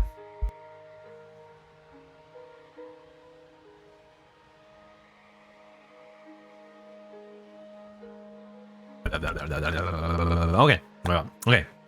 After hanging up the comms from the world government, I sit on the ground and let out a sigh. Officer Yelena? Okay, so Yelena's still here. Okay, so it looks like this might be part 2 of Yelena, since, this is still when Liv is human, so there's a lot of story that could happen. I heard the medic's voice behind me, but did not look back. Instead, I continued to gaze at the gunfire in the war zone. Oh, it's Liv! Oh no, her uniform's all torn up. Hey, I hope I didn't disturb you. It's okay, sit down. I gesture her to take a seat. Have all the wounded soldiers been treated? Yeah, all done. The other 2 medics are recovering as well. If time permits, they will all be fit for combat. We are running low on medical supplies though. When can we expect them? Never. What? The HQ wants us to give up this base and retreat before sunrise. The medic's eyes open wide. Unable to believe what she just heard, I see gunfire from afar reflected in her clear pupils. But there are still lots of soldiers outside the secure area of defense. Are we gonna leave them all behind? You've already done a great job, medic. She managed to save that soldier in the very first battle. As time goes by, her performance only gets better. As long as she has fire support, she can always keep all the soldiers within her reach alive. Liv, #1 healer. All soldiers have developed trust in her. Some would even scream her name on the brink of death. Liv! Sorry for ruining a serious moment. Liv! Liv, I love you! Some would even... Liv, marry me! Ah! Some would even scream her name on the brink of death. She has made quite a name for herself with her fearlessness, along with her signature smile. My reprimand didn't work. She has already mastered the skill to treat the soldiers while comforting them, which is not a bad thing. These soldiers have given it all. Her kindness is invaluable to them. I can't. Why the rush? Can't we wait for the other soldiers to retreat first? We tried so hard to save them. The HQ always makes the most rational decision. We need to stop before it's too late. But I've been working so hard these days. Her voice begins to tremble with sobs, but she soon realizes it is inappropriate to talk like this. She wipes her eyes and tries to calm herself. There's a dead silence. Moments later, she whispers to herself. What's the point of this war? Did I really save those lives? It's too early to doubt it. You'll have more questions like this in the future, only more painful. I used to ask myself over and over again, what's the point of this war? Will humanity win? Can the punishing virus truly be defeated? Nobody has the answer. Maybe mankind only has a 1 in a billion chance to win. That's what we're fighting for. It's like, the chance for humans to emerge on Earth was extremely slim to begin with, right? But since we're already here as a result of that miracle, why don't we believe that mankind will also grasp that similarly slim chance to defeat the punishing virus? With tears still on her face, the medic smiles. Yes, you're right. Oh, I will continue to fight, even if for a 1 in a billion chance. Oh. Yarha once said, we are just an advanced breed of primates on a minor planet orbiting a very average star, in the outer suburb of one among 100 billion galaxies. What? Who? A soldier asking for help on the first day we arrived at the front line, remember? The gloomy face. Do you chat with them during their treatment? We don't have enough supplies. Sometimes we couldn't give them general anesthesia during surgery. Talking to them can distract them from the pain. Felina loves desserts, so I often ask her to think of her favorite ones. It works well. Ayami has a little brother who she misses badly. She can endure any pain if we talk about her family. I hope she can go home one day. Araha seems to be really into science. He always talks about it when he's nervous. Medic talks about every patient of hers like they are her best friends. She will make a great doctor. He seems to be always pessimistic. He once told me that perhaps the fate of humanity was to embrace doomsday and be destroyed. Couldn't answer him back then, for I was also lost. But your words made me start thinking of my duty, Officer Yelena. No matter how I ended up here, as long as I can do my little part and help others, I'll be very happy already. You always give me surprises, Medic. Huh? Your greatest strength is the ability to spread hope in a world of despair. She flushes once again at my frankness. Blushes, I'm assuming. Somehow I feel like her red face isn't that frail anymore. Someone once saved my life. I would be ashamed if I wasted away. And it was your guidance that helped me find meaning of my life. If I can pass on this faith, my life, and that person's life will also be continued on this land. Oh, so angry. So determined. So motivated. Allow me to express my gratitude once again. Thank you, ma'am. The reflection of gunfire from afar flickers on her face. She closes her eyes and mumbles, as if making a prayer to the battlefield.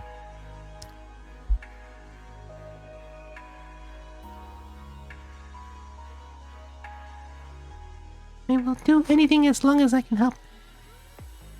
Please, let me do just a little more. Inawa Mamoru. I couldn't catch her last word, but it sounded like mother. Speaking of it, I know a way to quickly make your wish come true. Huh? What is it? Oh no! I raise my steel arm and half-jokingly say, "You can swap into this." Can I? Of course not. Back in my hometown, I could fight barehanded. I'm sorry. Actually, I don't know. The world government should have made a lot of constructs now, but apparently they can't be used yet. Just an experiment. I twist my right arm. It makes a horrifying clink and turns over. The medic turns pale, and I feel like she's going to rush over to fix my arm. So I quickly twist it back to the correct position. She wants to touch my arm, but takes her hand back after seeing the scratch marks on it. Does it hurt? The pain module can be turned off, but I hate it. I don't feel like a human anymore. It's like I'm just a running machine. How did they modify you? I try to recall. I cannot find any good memory, so I give an obscure answer. Pain is worse than local anesthesia. In fact, they could not use anesthesia at all in the surgery. It would make my mind unstable. There's nothing good about it. I only did it because there was no other way. The best vessel of human soul is still the human body. It's nature's selection. Extracting the soul and putting it elsewhere will inevitably change its shape. It takes a lot more effort to barely maintain the soul's original form. Is that so? I'm sorry, ma'am. It must be difficult. But compared to the human body, the power it brings matters a lot more in war. We don't have much choice in this age. Thank you. No matter what, I will not fail you. It's getting late. Time to go back. We need to evacuate before dawn. There's not much time left. She also gets back on her feet. Not sure how I feel about retreating, though. Should I even be relieved? I return to camp and announce the decision, but during roll call, I am told that we have one soldier missing. Uh-oh. It's Yarha. I saw him go out on crutches a few hours ago. I thought he was going to the John. Have you searched everywhere? I try to hold my rage. Cowards, deserters, and dropping the ball at crucial times are all among the things I hate the most. Oh, we did, man. We searched within the area of defense, but we couldn't find him anywhere.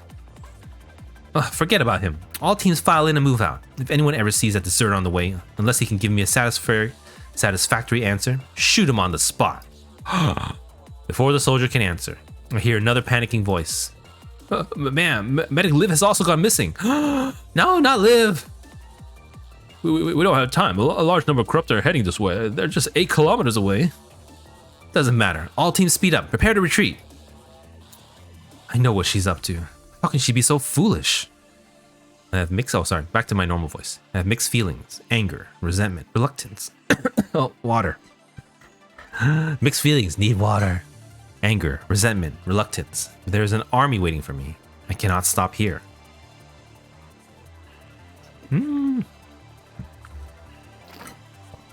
15 minutes later, we are already standing outside the camp. I take a last look at the battlefield behind, but still cannot get over it. Move out. As I ordered, the ground force retreats from base 068, marking the complete loss of CPF 068. Oh, battle time, battle time.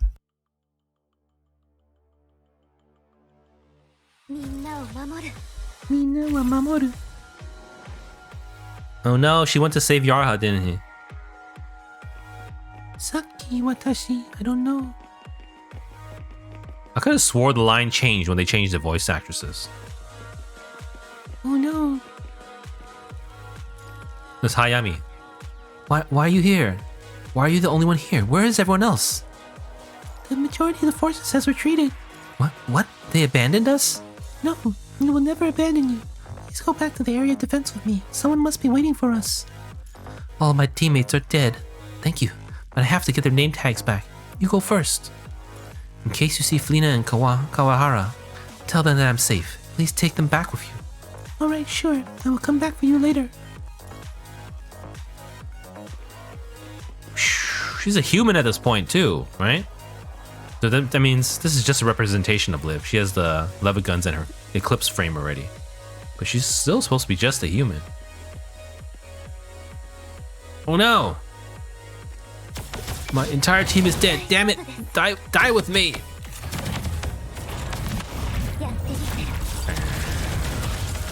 Where the reds at? Where? Red. Boom. Oh, that's it? Is that it?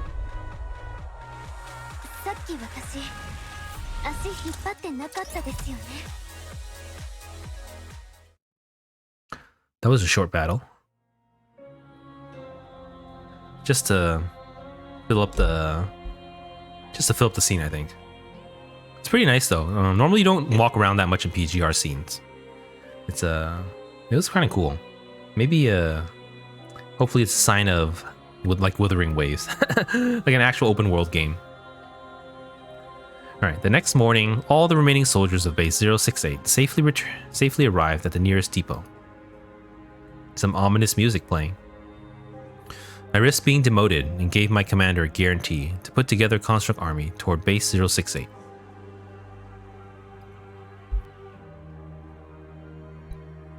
I told him we left lots of supplies that needed to be retrieved.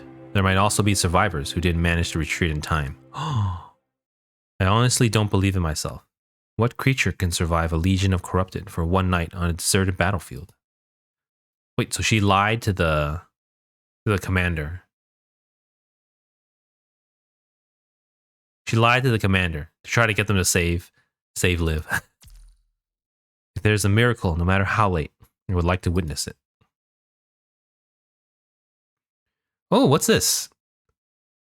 I think this is new. I don't think we've seen this scene before.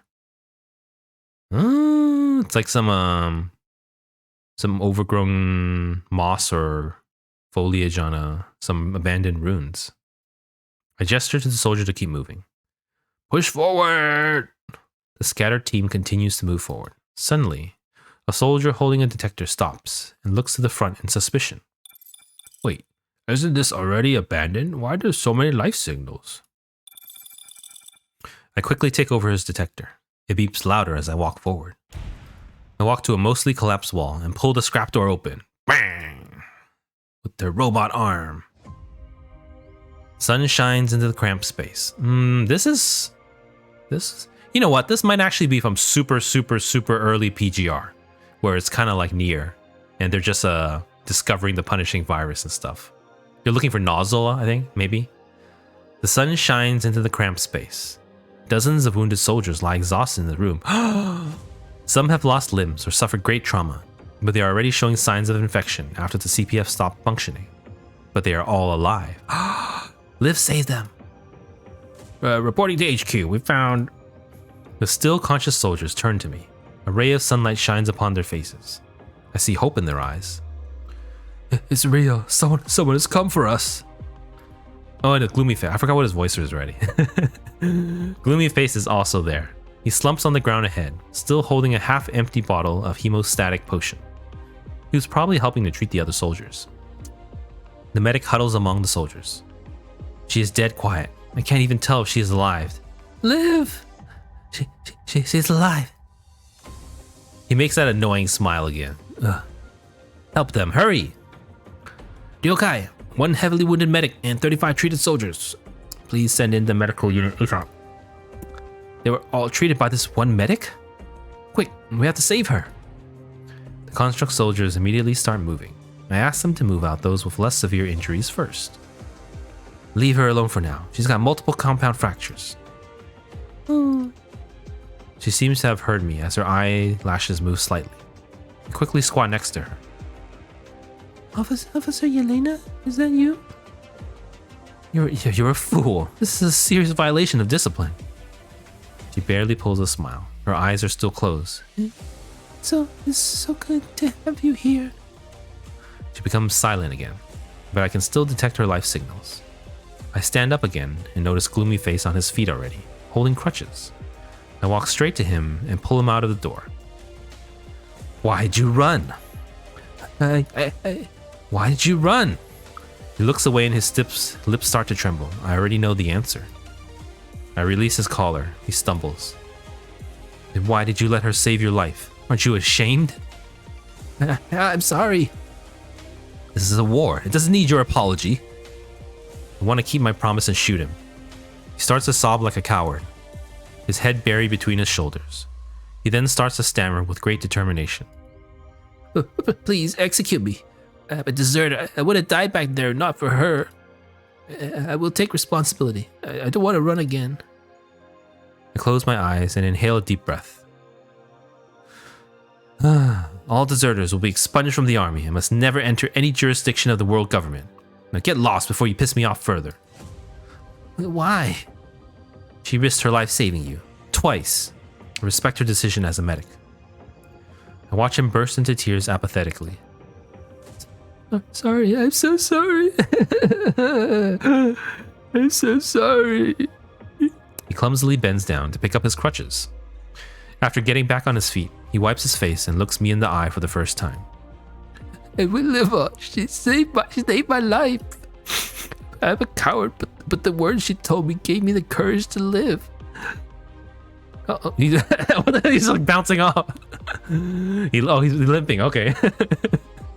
He limps out, mumbling to himself. Hey, Gloomy Face. I stop him again. What did she say to you? She's treating me, she said. He tries to recite every word she said last night. Humanity was bred from such destruction. Oh! This is Eclipse Liv, but it's like it's very pale. It's missing all her usual pink. Remember the question you asked me? Should we humans embrace our destiny of destruction? I thought about it for a long time. I'm just as lost as you, with no place to go back to. I do not know where to go either. I'm just drifting about in the doomsday. But when I was looking at the stars tonight, I suddenly understood. Humanity was bred from such destruction. We are all unique, no matter how hard life treats you. You will have your own way to shine. There's always hope as long as we are alive. So my answer is, please try your best to live every day to the fullest. I may not have a home to go back to, but other soldiers still do. The things and people they love are still waiting for them. That was her answer. It all makes sense. How could I not understand? Didn't she give me hope when she first stepped on the battlefield? When she reaches out to every badly wounded soldier, she isn't spreading her faith? Isn't she spreading her faith? When I pulled the doors open, I saw light on the faces of those soldiers. It was their resurrection. No matter what vessel holds her soul, her spirit cannot be concealed. She is a light that shines in the darkness, a spark in this dark and desperate age. I watched him leave. An egret lands on the top of the ruins under the sun, making a long and peaceful trip. Tweet, tweet. The hope she gave me is still passed down to the troops I lead. Most of the soldiers she rescued managed to survive, and they continue to follow me. Later on, the world government began to implement construct technologies on a large scale and establish formal construct armies that reported to the world government directly. I had been assigned to the task force. Oh, 1 second, I need to stretch my leg. Like 10 seconds, be right back.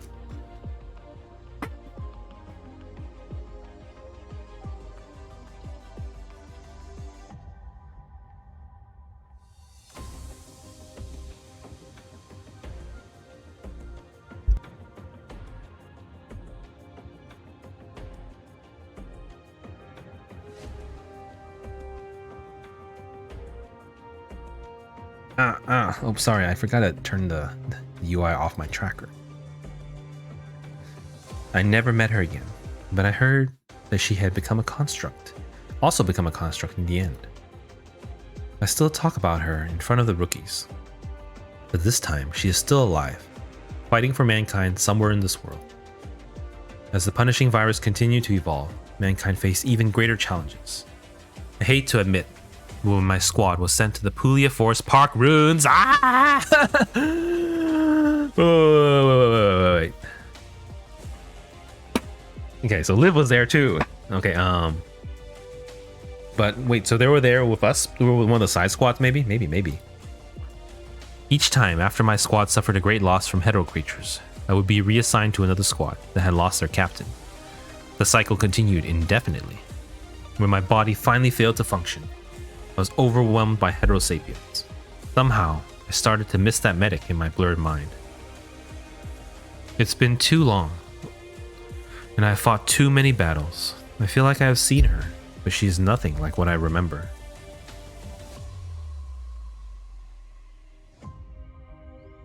Redacted? Okay, so she's here with the final assault too. I try to endure the agonizing pain and call her name. It's slightly comforting, knowing that at least I'm not quoting her name as one of my deceased soldiers. But not much better. I think I'm dying.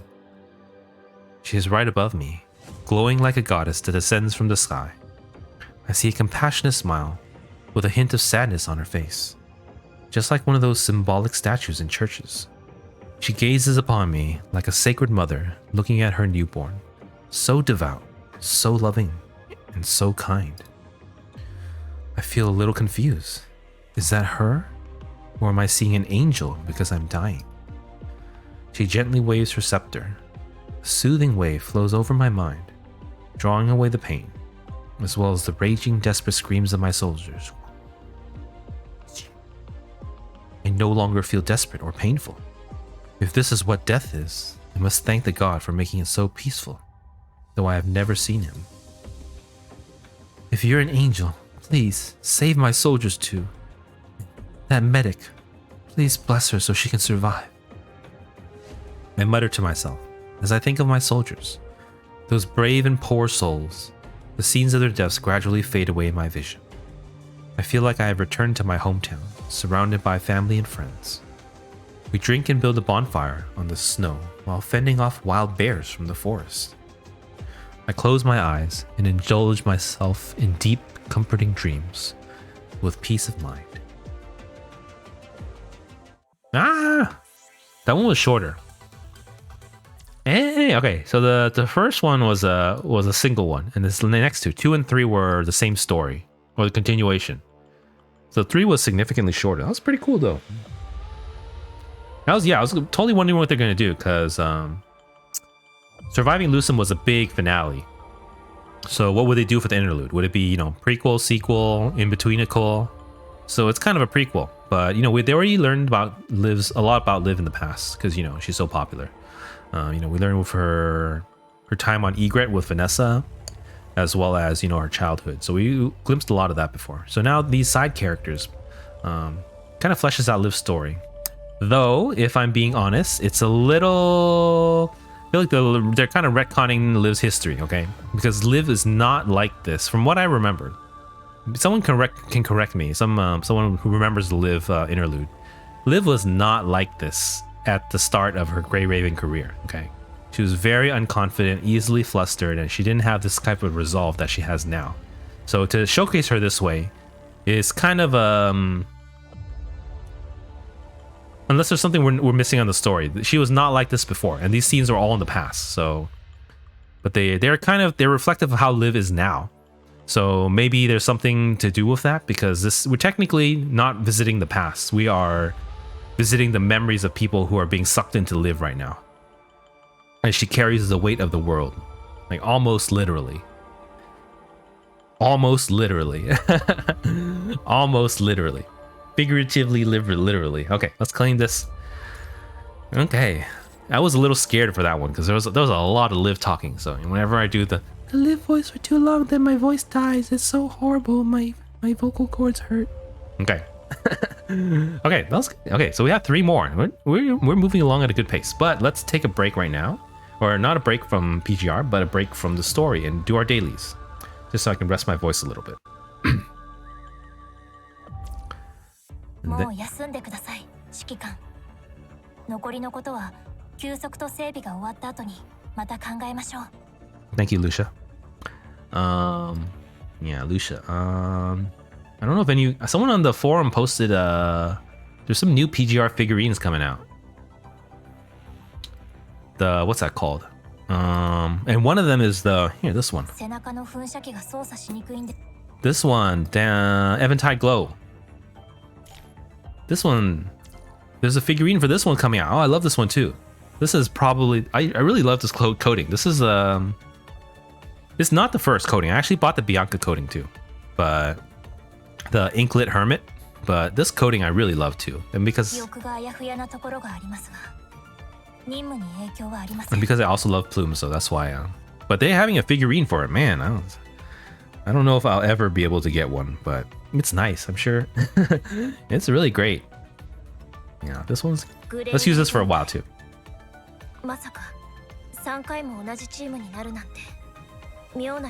right, let's go. Let's do our dailies. I think we claimed this already.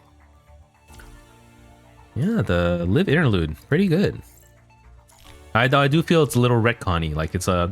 We don't know yet. We don't know. It could be like a hallucination, or not a hallucination, but like, you know, time is not linear anymore with her memories, you know, sucking them in from the punishing virus.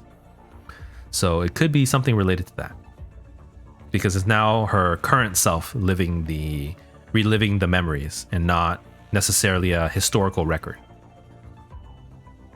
We'll claim this. Anyone got head pat requests for the constructs? Lee's tired. Oh no, I remember before. Can I drop him here? No, I think it only fits one person. Oh, this one only fits one person. It's deceptive. Excuse me. Anyone got head pat requests? Yeah, I remember. I think before, like really early on, I didn't know that you could drag constructs and drop them onto the chairs next to each other, like this. So I remember one time the 3 of them sat together on a chair together, and I was so happy, and I was taking screenshots. But then you can actually drop them manually anytime you feel like it. Yes, this is number 1's Grey Raven, number 2's Strike Hawk. Oh, well, she needs pats. Hair care. I tried, but it failed. So don't get your hopes up.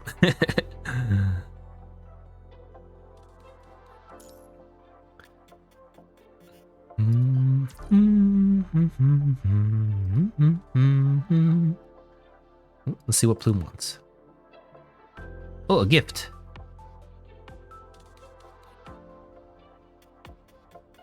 Thank you, Lucia. And a head pat for Lucia, of course. Even she gets 2. She gave us a gift, at least 2, and 1 for other Lucia too. Yeah, I've never been I'm quite a, how do you say it? I guess the word would be otaku or geek. I do like a lot of, you know, anime, comic, video game kind of things. But I've never really had any, you know, like models or figurines. But those PGR ones are really nice, and I really love PGR right now. So that Eventide Glow one, if I ever see it, I don't know how it's gonna be. But like the alpha one is really nice, the basic alpha one, and the Nendroid, the alpha Nendroid, that's the one I want the most, I think. Kind of wish they had more Plume stuff. I don't think there's any Plume figurines other than the new one, and that's not default Plume either. It's Eventide Glow.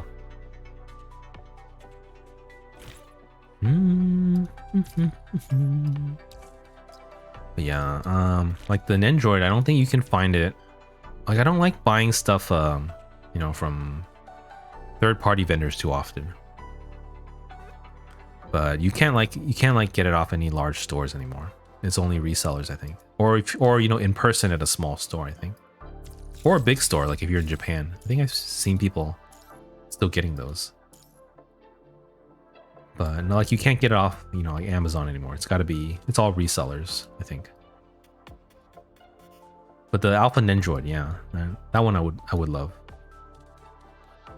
I've actually looked it up multiple times. I feel like if I could get it from a... Is Luna still sleeping? Where's Luna?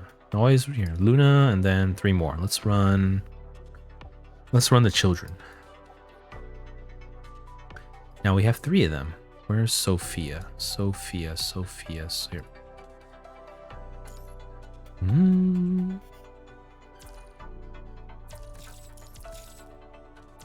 Yeah, I think there were like four different figures announced. I'm sure they'll be really expensive though, so it's probably out of the question for me. Let's claim our... I think we did our guild war already this week, so we're pretty on top of events, since yesterday I did all events and then the day before too, I think.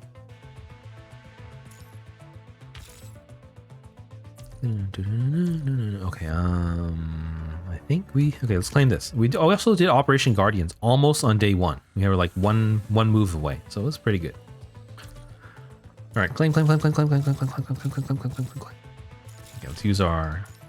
Interlude doesn't require any serums, so let's just burn all of it. I didn't check my material stores yet.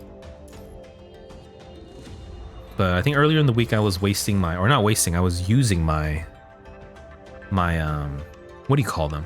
My event currency. I was like rolling memories on Chrome, I think.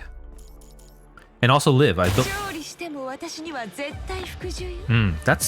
probably should not do that yet. Hold on. Let me put that back on before I forget. It's a good thing I didn't use Liv, I think. Otherwise it would have been bad. Okay, so I actually put Liv with her new memories already. And I think I actually got enough to hit 22. So core, class, core, class. Yeah, so I have 3 cores again here. But what I actually wanted was to put back on the... Let's call this one time stop. Or I think Coddy, is that what it is? Coddy? Yeah, so time stop buff is coming with Mechonomy patch. So that's in like 8 days, I think. 9 days about. So very soon. Let me save that. And let me put back on her old Darwin set. Some of you guys may have built this already, but I think the Coddy set becomes better. That's what's recommended on Grey Ravens. Yeah, so from all I know from the time stop buff actually is that the strategy changes. I don't think the gameplay actually changes much. Your strategy with the gameplay can change, but you know, as of now, the timers always keep ticking down even while you're doing the animation for your ultimates.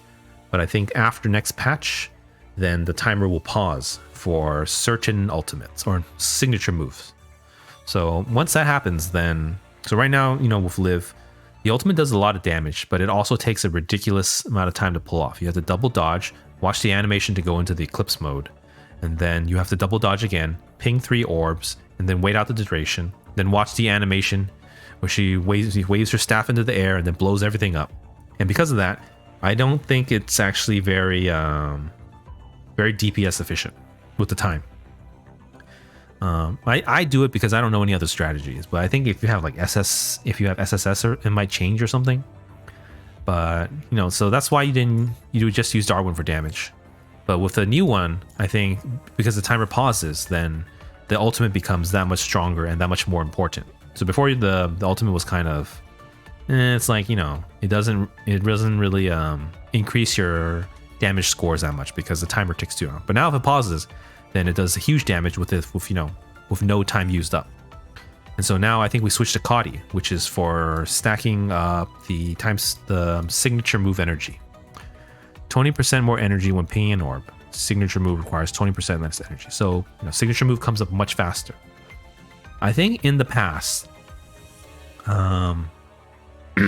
just from experience, I don't know the exact numbers, but it feels like I would have to swap in Liv, do both her. I have SS Liv, so I have the extra matrix on dodge, or the extra core passive on matrix. So you would swap in, fill up her gauge, double dodge, do her passive, dodge the black hole, and then do another half passive. Then you swap out, and then another 15 seconds later, you swap her back in, and then she would have to repeat that. She would have to fill up her gauge, do double dodge, do the core passive, dodge the black hole, do another core passive, and then right after that, and that's barely enough to fill up her ultimate gauge. So you see, you need at the end of 2 full rotations, unless you stick on her for a long time. At the end of 2 full rotations to be able to get enough energy to cast her ultimate. So with the Kadi, it's going to help it happen a lot faster. You get 20% more from pinging, as well as 20% less use. So it could be, I don't know the exact numbers. Let's put this on. Let's back on Liv now. But we'll have to remember to switch it next Thursday. Okay, let's see. What are we up to? Playing. Yeah, I think we're pretty ahead on dailies. And also no Warzone today because it's Wednesday, so it's a little slower. I might need another quick break.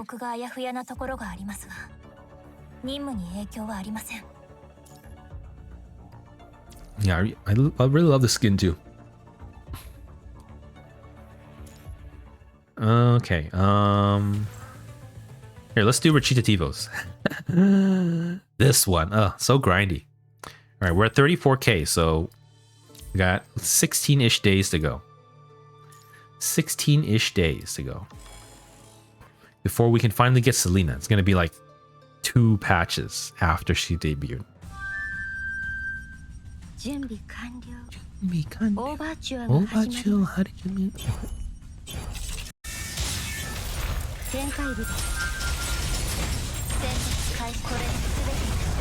Two waves right here, I think.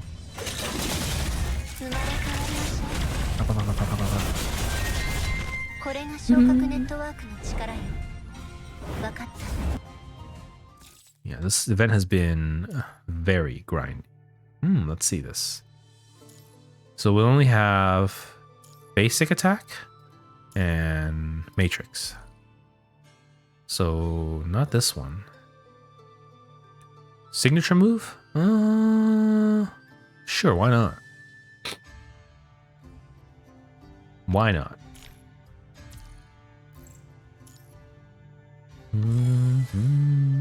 Have you guys finished this one yet? It's really grindy. I guess you could have did it without dailies and just grind it out. That's a lot of effort though.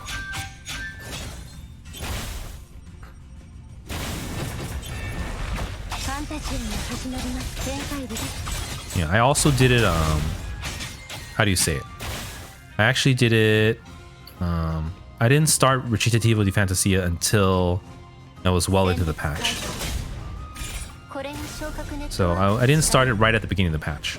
I was still very new to streaming at the time, so I was really busy. I didn't have time. Okay. Here, 3 ping. I think that's it, right? Okay, 3 ping. Now it's all full and we can swap them around. Yeah, I did Recitativo story as well. But it was hold on. It was a little bit fragmented. And a lot of repetition from the, repeated story playthroughs. I didn't like that too much. But yeah. I guess I wanted to mention that all my my story read-throughs since I've started streaming,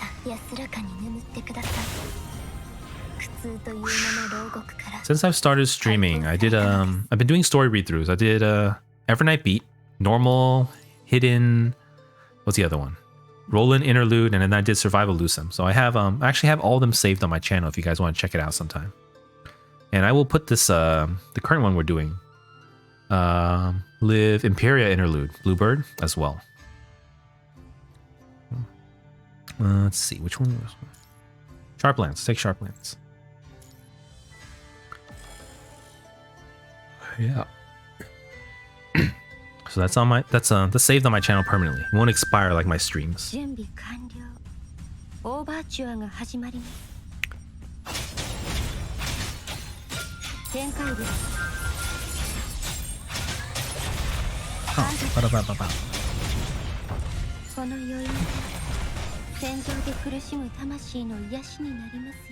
Yeah, I hope you guys are enjoying my stream. If you are, consider giving me a follow. Still working towards Twitch affiliate. Every time Matrix is triggered, Sharplands cooldowns, physical damage. Yeah, I really enjoyed the story, and I enjoyed doing the story too on stream. So that's why I really wanted to save them. I don't know if people look for. I don't think people watch VODs too often on Twitch, and I don't really have my YouTube set up yet. So one day though, I'm just working on Twitch affiliate right now, so that's where I'm at. Okay, is that Sharplands again? Let's take Sharplands again.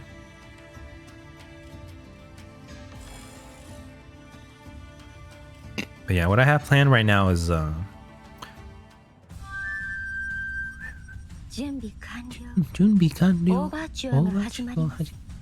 have a oof, almost missed that.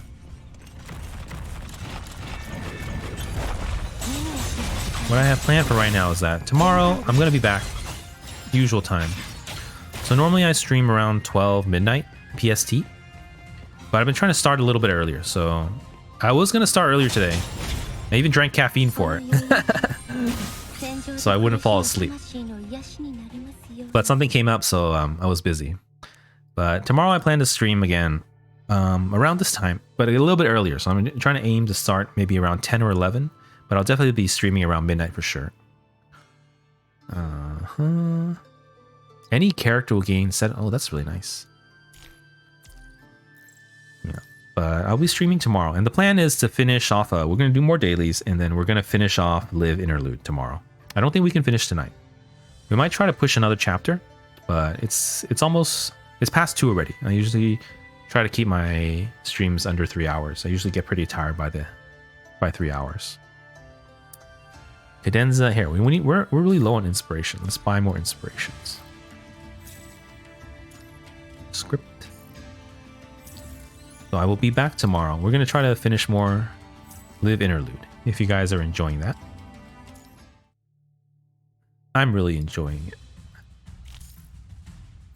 Let's see. What's this? Lightning. Let's just take this. Okay, but today is what? Today is Wednesday or Wednesday morning. So Thursday morning we'll try for the other one. But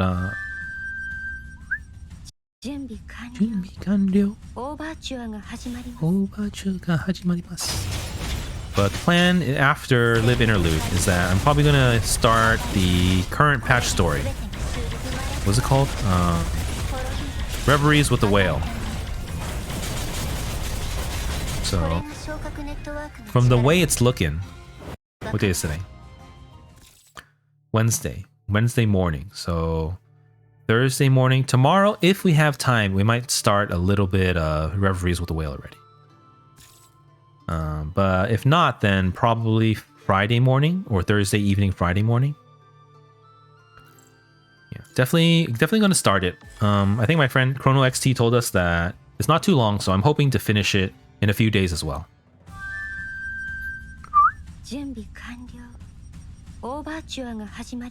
So definitely we'll be finishing off Liv Interlude, and we'll be getting right into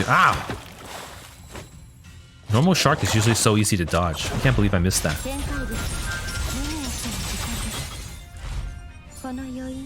Yeah, but we'll be doing the current patch story, Reveries with the Whale. Since we're caught up with all the main story now, we can finally get to the current chapter. Yeah, and after that, I'm also hoping to. Let's see what we got. We're looking for a tank. We have no good tanks yet. I don't want Kamui though. I don't want Chrome though. I want like a Rosetta or a Vera or Glory. Ah, Glory. Perfect. And of course, Lucia.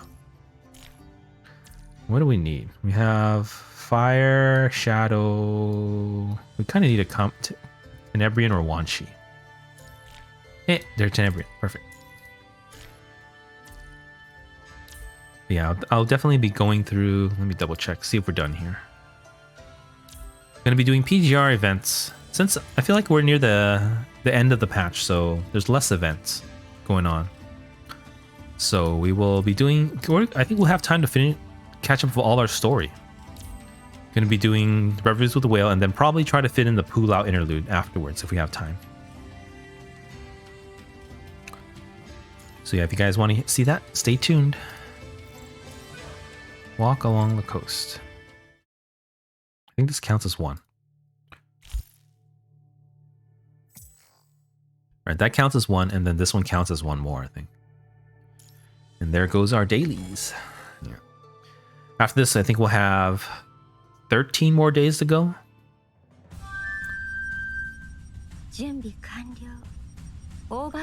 So, not in time for before the patch, I think.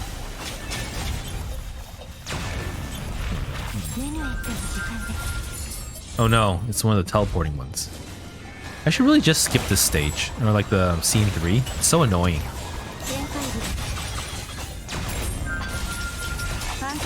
Ow. Oh, ow. I'm really bad with those watermelon bots too. Oh.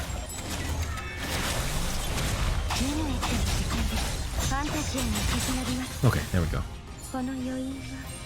We want our Selena. It's been out so long, we still don't have her. I know people say it's free, but it's a little disappointing we don't have her yet.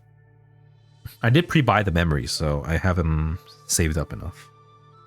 So she won't get too much usage out because I think she will be at S rank, and at S rank, I'm not sure she's much or even better than SSS Vera for a peer support. If for a swap in DPS, I think she's much better. Though that I'm also not sure. Most people recommend SSS, or that was the base recommendation for her. Let me see. Shop voucher here. This one too. So you can also buy shards for her here. But I don't know how many you can buy at this price. 20. So I'm assuming that you can buy the last 10 at a higher price. So you need 8,000 just for 10, and I only have 11,000 vouchers, so I don't have a lot. So we won't be getting her for a while. I also don't think she's in Pain Cage shards either. Shop. Tenebrian, Luminous, Ember Pulse, Crimson Pulse, Rigor, Laurel, Glory, Empyrea. No, she's not in the shards here. It's a little. I'm not sure why, but she's not. So that's it. That's what it is. I don't even have Glory. Oh, I have enough my Pain Cage shards. Yeah, I'm gonna be using it on Mechanonemy for sure, and we'll see from there. I do have to level Karenina too, so I think that might put me behind since I'm not doing super great on punishing Pain Cage. Okay, Circuit Connect, we looked already. I think no Gabriel today. We don't, and we have enough to buy out the store, so we don't need to do the repetitive dailies. Operation Uniframe, we got our base rewards. I don't like this game mode at all. And I didn't look ahead into CN service, so I didn't know that they were going to give us roll-in shards for the second one. In fact, I didn't even know there was going to be a second Uniframe. I thought it was just one phase. But I have excess roll-in shards now. They're just lying around. Pretty pissed about that. 27. I spent all my shards, all my this one. My Uniframe single crystals. I used all of them on roll-in. It's like all gone. And now I have the duplicate roll-in shards. It's very sad. I should have bought Pull Out. I could have. That means they actually designed it so you were able to level up Pull Out and roll-in. But I messed up so I messed up bad. Yeah, but no, I'm missing the last two rewards, but I'm done. I'm done with that. Let me check the recitativo real quick. I'm pretty sure we claimed it. Okay, we claimed it. Yeah, 3,35,000. 15 more days. Not 13 days. 15 days. All right. No Warzone tonight. Oh, we're so low.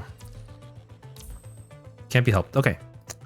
Let's do Shark Spear. I think the first one we can manage with Alpha. Barely. Like really, really barely. Let me check my... What do you call it? My notes. I do like to consult my notes. Or my pain cage. I take it kind of a little bit above super casual. A little bit above casual too. I wouldn't say hardcore, but I definitely keep track of my scores and the rotations and the best scores I can get on different teams. So for this one, it looks like I can barely get it done with one alpha.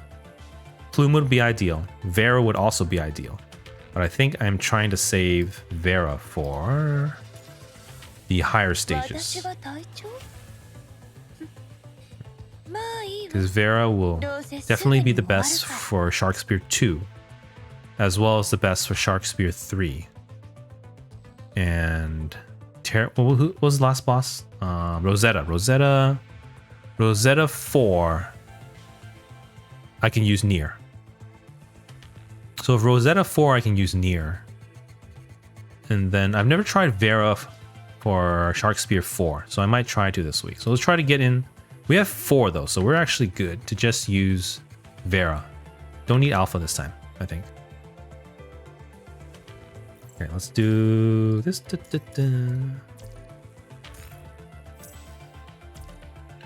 Okay. Okay, we're going for a triple Vera. Should be good. All right, triple Vera. I should really switch Vera onto, or I should really switch Liv onto blue. If we're trying to, but I don't really pull for orbs, so it's fine.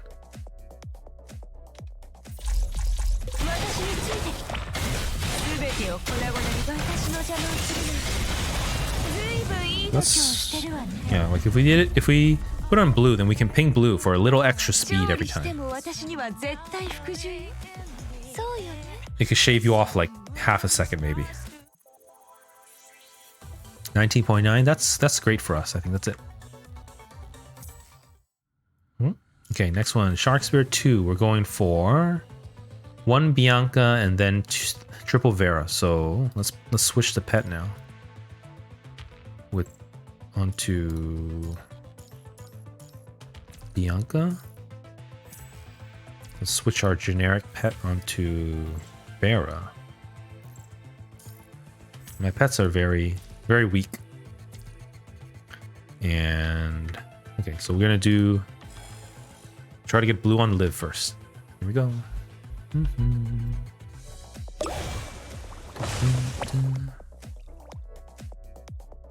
Oh, we got blue. Nice. 4,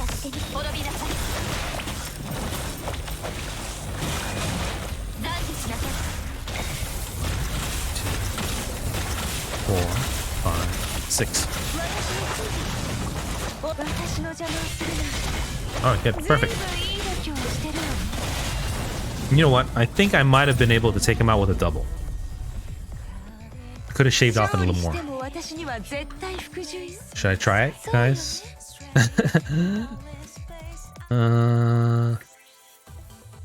Let's try it. I think we could have done it with we shaved it off with a double. Maybe even a single. Let's test both if we can. Or let's test with a... I think a double is pretty safe. Single's not that safe. Oh no, this is a slow one.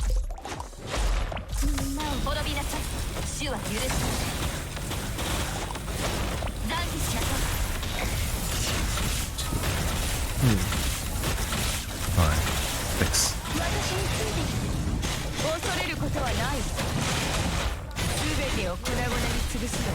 Yeah, you know what? It might have worked with a single.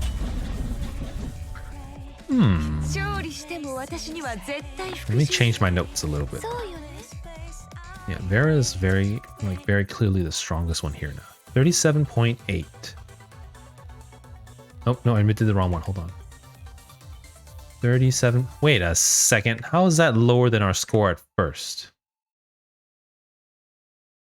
I guess we didn't get a triple blue on Liv at the start. Let's redo it. Let's redo it. I don't know what's going on. One Bianca.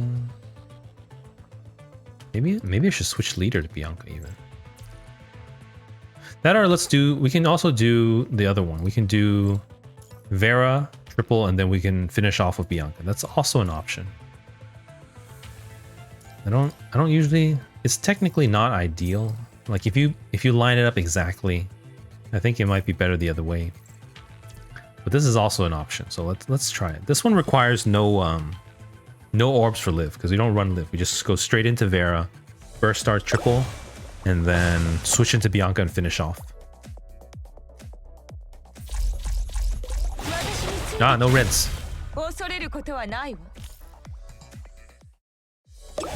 Yeah, this way the Da Vinci will not be up for Bianca. That's why it doesn't flow super smoothly.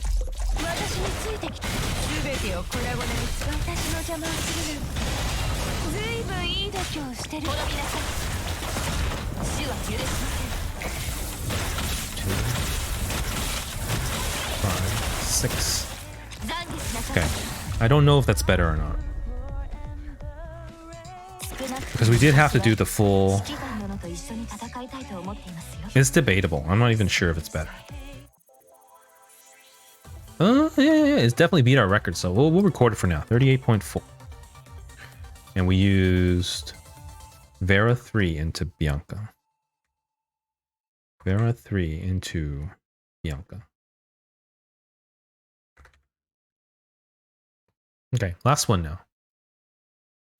All right, this one.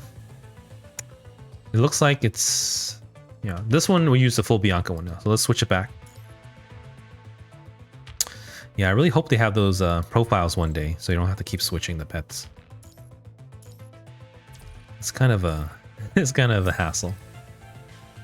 I'm sure a lot of hardcore players do it for min-maxing, but I'm just a casual player, so it's a lot of work for me. Okay, what are we doing? One Bianca and 3 Vera. So let's just stay with this. Hopefully we get a Liv blue, otherwise we'll delay it a little bit.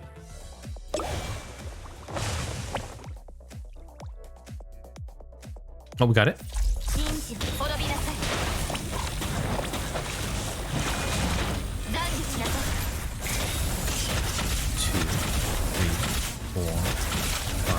6. Oh no!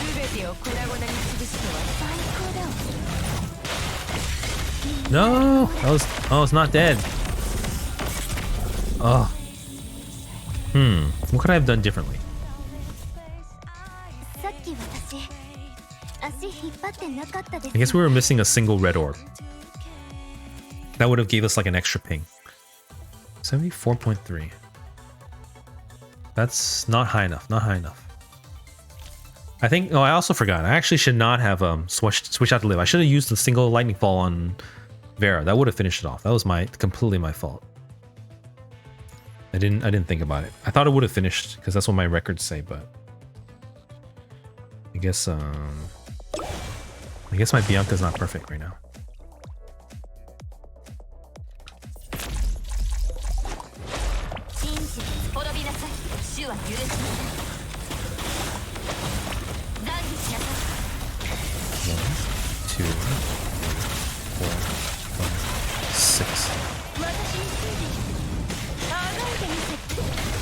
Oh my god. Oh, I also hit the red too early. I hit the red too early and I dodged too far.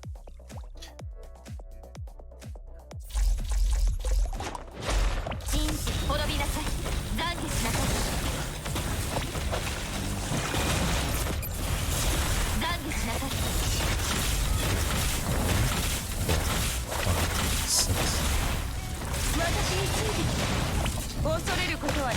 私の邪魔をするなんてあがいてみせる。コミクス。 Oh no. No. This time we didn't get another triple orb. I don't know how we finished this before. Doesn't make any sense.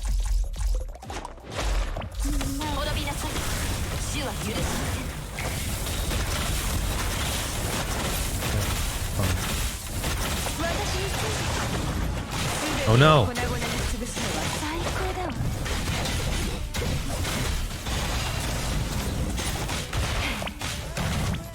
Maybe this? I don't know. I give up. I'm tired. I don't know what's wrong with this. Yeah, I could have. Maybe I lucked out one time. That, or maybe I should have put my. I'm pretty sure the damage on 74.3. No, this is really bad. I don't know what's going on. Put some question marks here. I'm gonna take it though. I'm done. Okay. Okay, we're not doing great. 40%, but the week's not over yet. I like to do, how do you say it? I like to do 3 a day. Give us 5 sets of dailies instead of 4 a day to rush it or save it for the weekend. Norman is here. We're not doing that.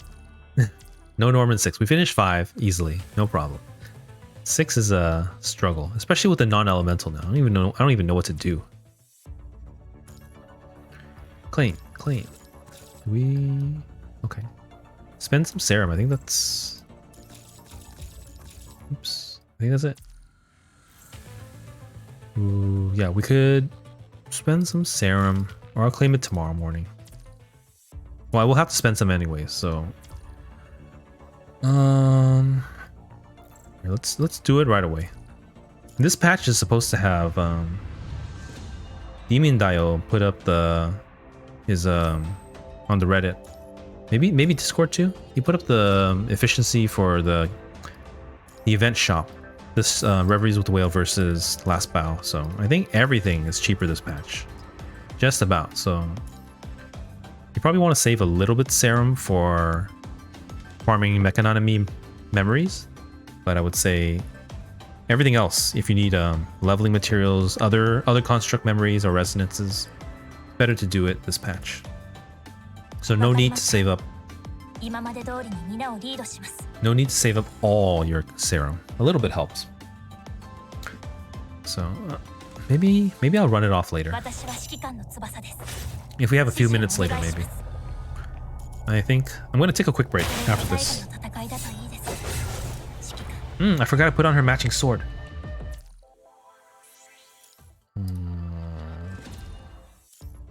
Yeah, if we have a few minutes left after, if the next Liv story is pretty short, then we'll try to get it in. Not this one. Not that one. This one? Is it that one? I remember it doesn't like it doesn't match super well, I think. So this is the default one. It's like a little too pink almost. Like it doesn't really match with the colors that well. But it's the one. The Crimson Birch is an option too. This is the default for the weapon. It's a very techie though, so it doesn't go with this outfit. So let's just stay with that. I think it's that one. Yeah, it's this Fairy Garment right there. That's the one. This is Fairy Garment Eventide Glow. This one is Ocean Secret, Dance of Riplets. Okay, I will take a quick break, and then we're going to continue with the Liv Interlude story, the 4th one, I think. If you guys enjoying the stream, consider giving me a follow. It's still working towards Twitch affiliate. And yeah, we'll continue right after I get back. Thank you everyone for waiting. I'll be right back. Be right back. Text. Okay, thank you.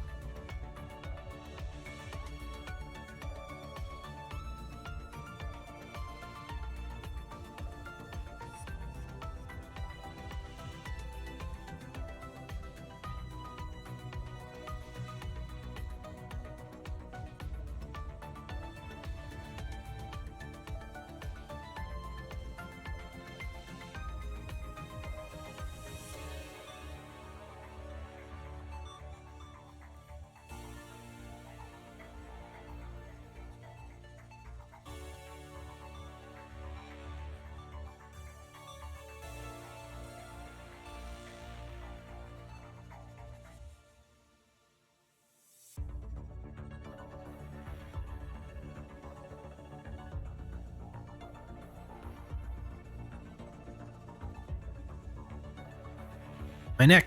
Oh. The neck on my model snaps so hard every time I go off the screen or back. Sometimes like pow. Okay, I'm back. Thank you for your patience, everyone. Okay, let's where big text on. Okay, we're going to get back into Liv Interlude, I think. I'm not sure how do you say it. It's 2:39. I'm hoping to end the stream in around 3 or before 3. So I don't think anything after. Let's hope it's not super long. Christmas. Let me double check. Everything's good, I think. Did I? Too late now. Let's go. All right, we're back. Christmas. Bluebird. Haven't seen any bluebirds yet. So far, we've seen a gray bird of unknown species, and then we saw a white dove turn into a egret, and now we're on to Christmas. But they cannot stop her. She continues wandering on the desolated land, wielding her scepter.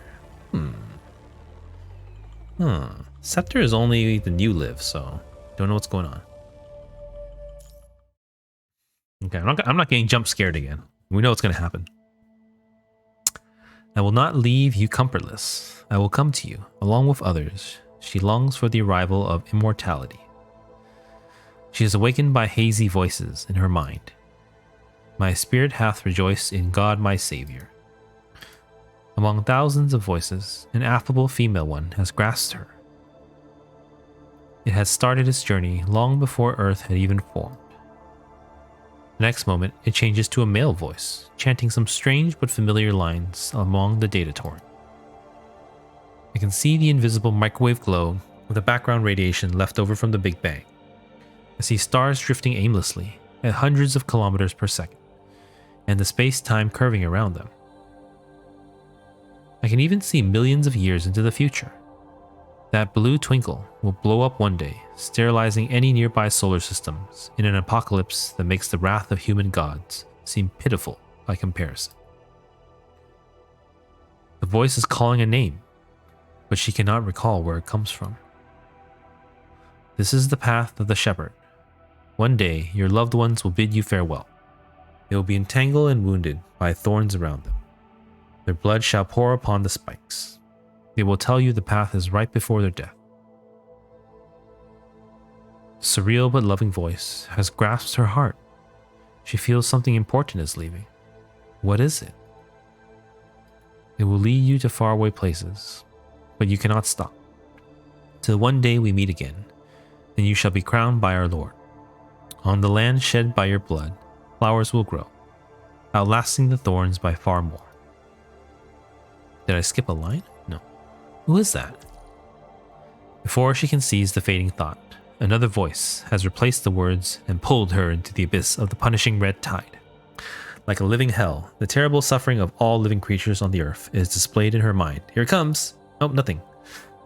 It's keeping me antsy waiting for it. If the Red Slayer thinks, he slays. Or if the slain think, he is slain. They know not well the subtle ways. I keep and pass and turn again. The distant and forgotten follow Liv like a shadow. Oh, there goes. Black tears roll down Liv's cheeks, falling into the red tide underneath. She walks among the stars and listens to everyone's dreams. The infinite pain and hesitation are condensed in her body, among which are some familiar voices. But there are too many of them.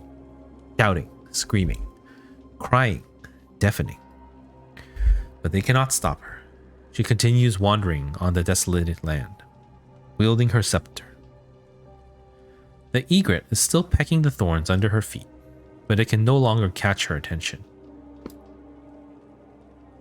Shadow and sunlight are the same. The vanished gods to me appear, and one to me is shame and fame. She is ending the suffering of countless people with every step she takes. Scavengers who spent their lives in vagrancy and devoured by the red tide.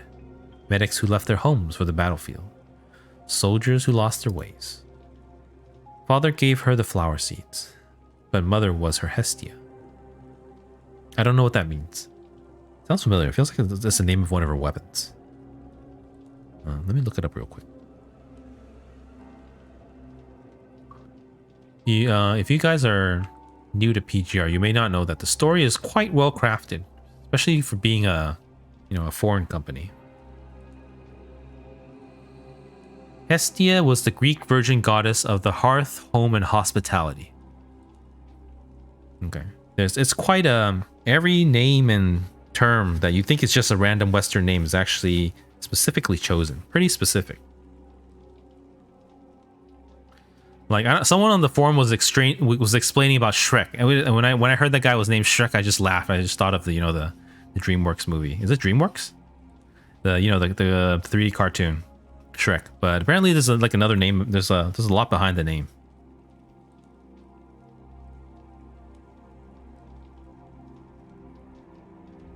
Okay, so it's the Greek version of goddess of hearth, home, and hospitality.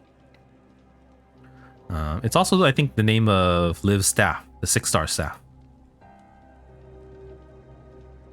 Father gave her the flower seeds, but mother was her Hestia. She taught her how to sow the seeds and irrigate with her blood. Hestia turned into soil in the end, telling her to keep going on her path. The despair that Liv sees in the eyes of all the people she has ever met has accumulated into decades of years of illusion.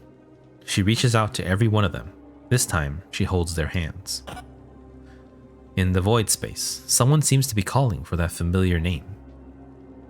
But who is that? The next instant, data explodes into unlimited visions in her mind, where she still cannot grasp that familiar feeling. They reckon ill who leave me out. When me they fly, I am the wings? I am the doubter and the doubt. Her consciousness is divided into thousands of pieces. They absorb all the punishing virus in the mind that she can connect to, which then forms a sea of data. An even clearer voice is pushing her. Let me get some water first.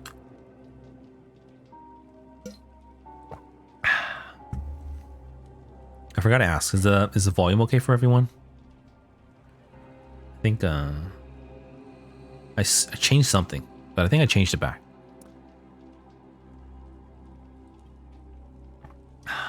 If there are any issues, let me know. Thank you. Among a great menagerie of subatomic particles, these windless seas, vast deserts, planets crashing into each other, their cosmic dust devouring all. Depths turn into eternal cosmic rays. In the endless cycle of destruction and reincarnation, a voice enters her mind, enfolding and telling her, "You are the chosen one." She weeps for the sorrow of everything, but smiles because she has the power to cure it all. In the vast amount of data, something that originally was a part of her seems to have disappeared into the Crimson Sea.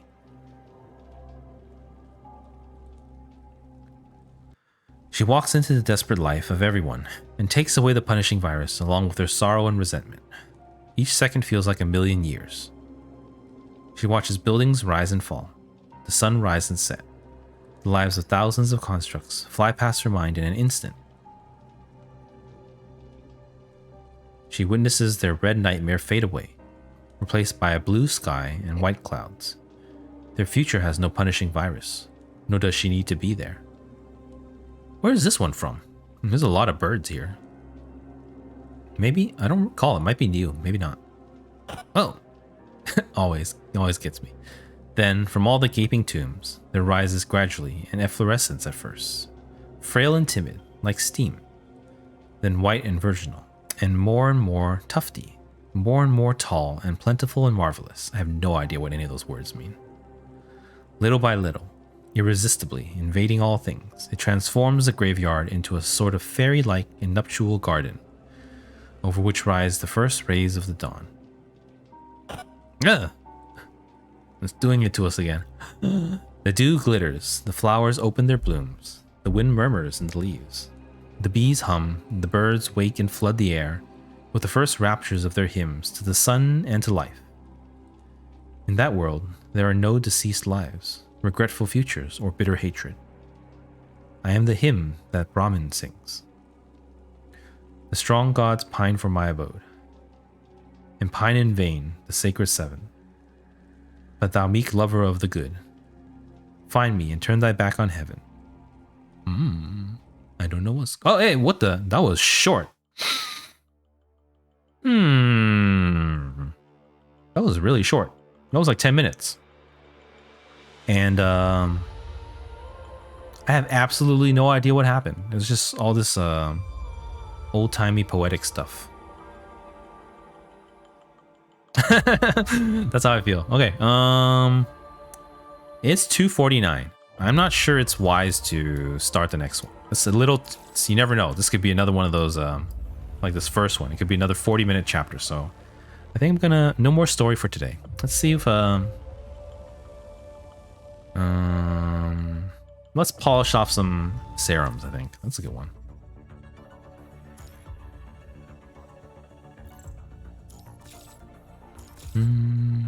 Yeah, that was pretty good. I like the first two. The last chapter was I don't know what that was about. I didn't get it. Maybe someone out there gets it, but I don't. Claim.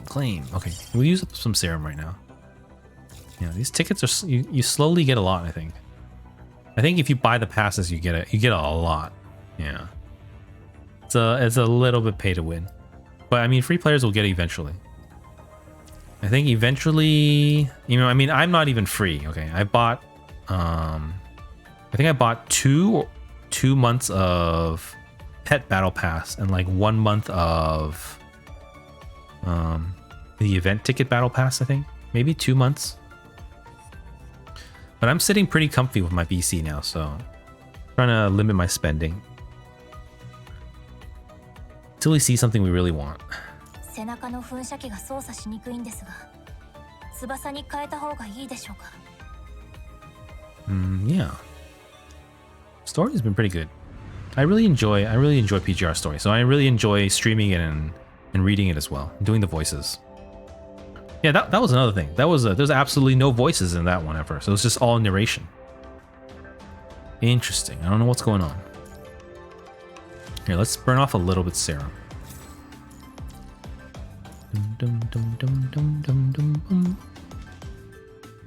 Yeah, how are you guys enjoying it? Have you guys done it yet? This one did come out in like January, so it's not super new. And then, yeah, since like January, I think. Then Recitativo came out, and then Reveries with the Whale.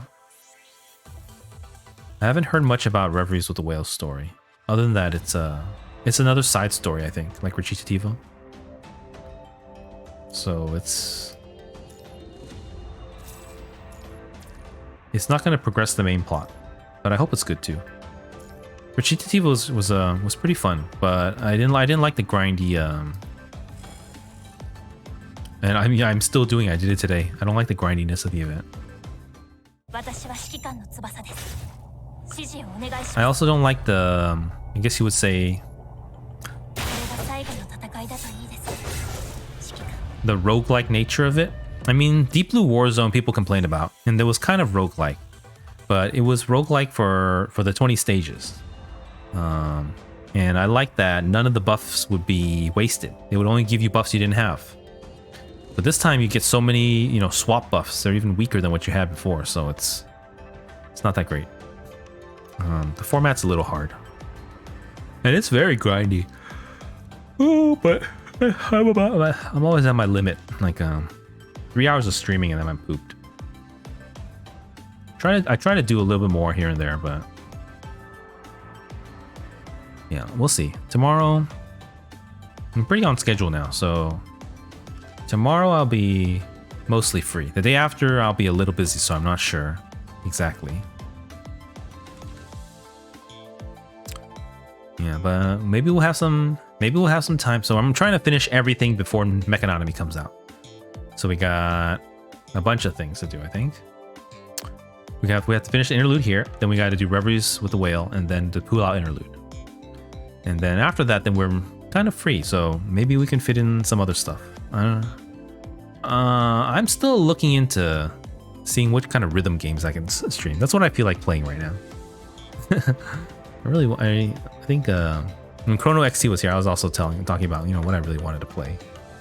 I want to play Project Sekai, but I don't know if I can.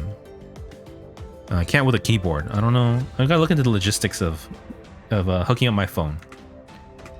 It's probably not too hard, but I also don't. I've been avoiding playing on my phone. I feel like the phone damages my hands with the heat. It's not a new phone, so the radiation, the heat, it kind of wrecks my hands and my skin.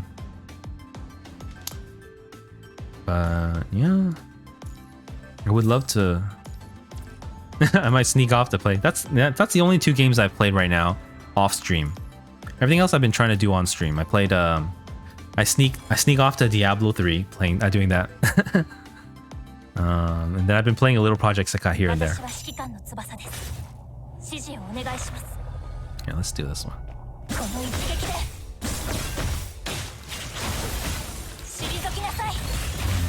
But yeah, there's a couple things I'm looking at. There's also a Steam sale going on.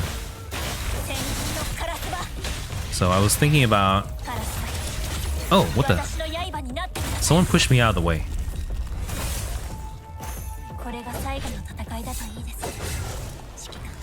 Also, I've mentioned it so many times on my stream, or at least like 2 or 3 times, and I mentioned it to my friend, but no response. The other day, if you guys saw my last stream, not yesterday's, but the day before, the thumbnail on the VOD, it's so great. It got captured by Twitch Auto thumbnail, and I see it every day, but I never appreciate it. Or you mean you in the blink of an eye, you don't see it, but it's paused right when Lucia casts her ultimate with the Dance of Riplet skin. I think. Let me make sure to change the skin. Let's change back. I always coding. I think this one makes it extra glowy and extra hazy. I can maybe even cast it twice. Probably not. But it's like right when you cast it. And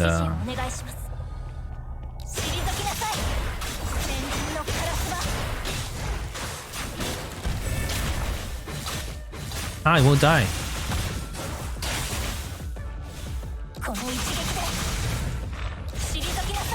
Okay, so right after she casts it. Yeah, like right before she opens her eyes. Then the screenshot caught it there. I was like, oh, so beautiful. That's how Lucia simps are.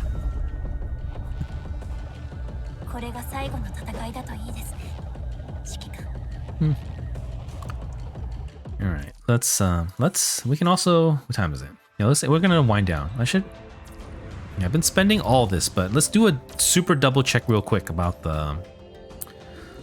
our materials on hand. I know I haven't bought any in a while because we haven't had any characters to level. I guess we leveled Pulau. We didn't level Selena yet because we don't have her.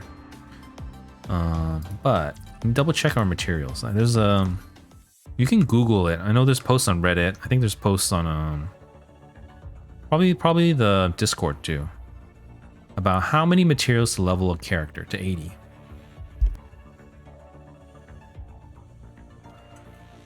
Let's see. Down. Oh, sorry, hold on. Coughing again. Yeah, my throat's done. Needed to level a character. Let's make sure. Okay. We need like 5 million cogs, which we're good on.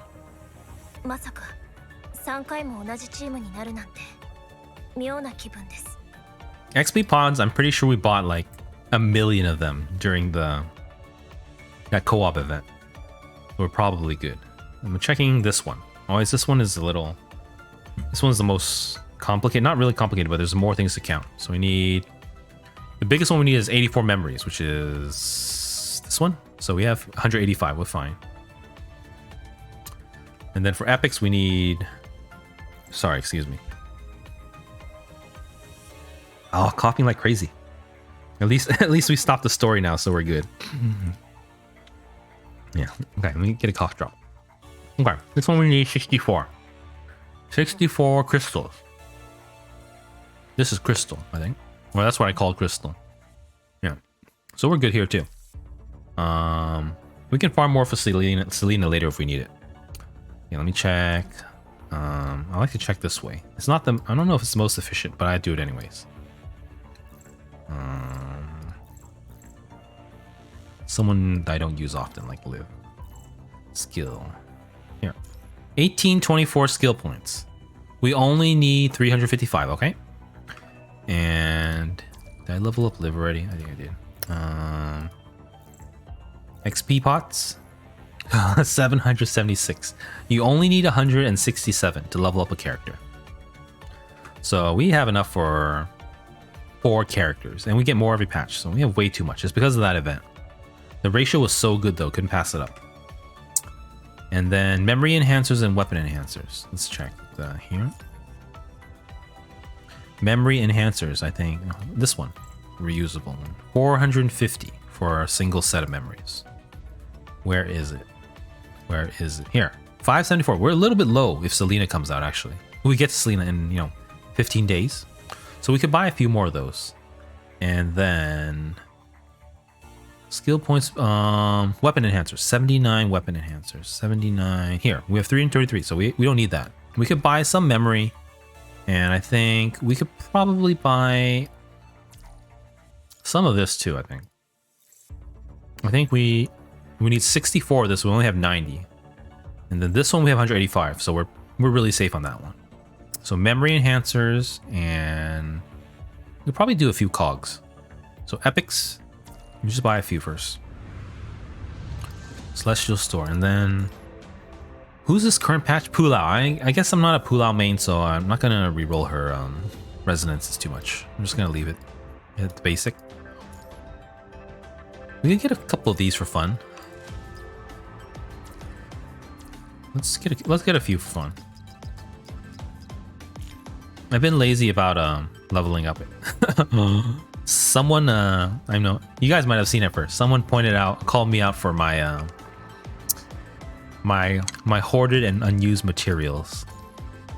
It's a lot, but I'm quite casual, a little bit lazy, so they're just there. Okay, memory enhancers. Let's get up to, we need 900, so let's see, 10 times 6, that's 160. That's 200. That'll put us at, let's just get that for now, I think. We've got it really easily, I think. 844. Let's go the full way. Let's buy there. Now we're well over. Unless there's a cap at 999, then I'd be in trouble. Well, we're good for now. And then let's buy a couple of these too. Let's buy. Let's just buy 15. Otherwise, we'll be completely out. And then I think we can use a few cogs too, maybe. We still have a week left, so we'll definitely be back to use more materials. Yeah, like we had some cogs lying around, I think. This one's 75. That's a lot. 2. And that's it. Yeah, here's my presents. You see, 999999999. So I have like 2,500 of random presents, the legendary ones, and then 2,600 of these, and then more of that. Oh, so many. This one still bugs me so much. I guess if I researched into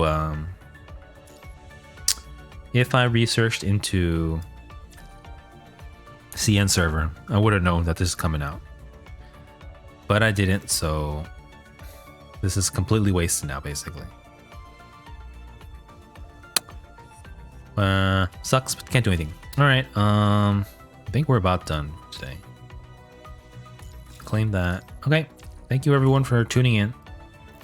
We'll be back tomorrow to finish. Tomorrow, yeah, barring anything sudden, we'll be back to finish the Liv Interlude. Liv Empyrea, Bluebird. We finished 1, 2, 3, and 4, so we got 2 left to go. And if we have any extra time, then we'll also get to Reveries with a Whale. Yeah. If you guys enjoy my stream, consider giving the channel a follow. Still working towards Twitch affiliate. Growth has been a little slow, but I'm having a lot of fun, and I'm hoping to pursue this as far as I can. So thank you guys for your support. Let's see, that's about it, I think.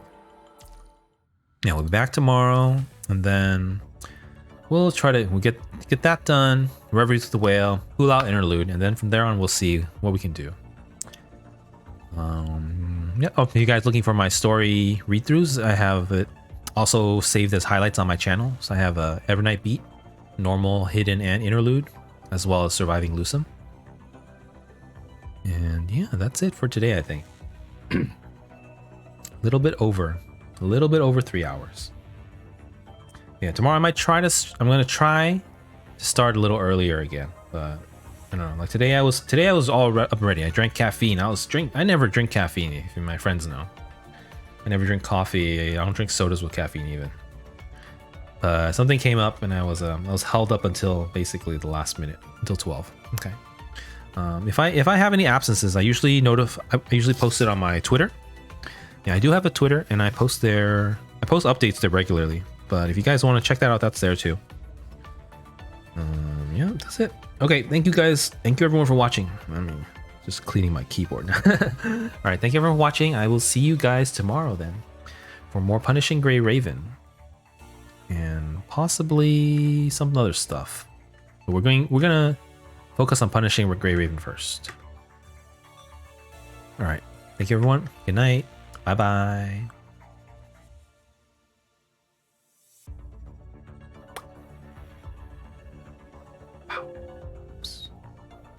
Ow. Good night. Bye bye.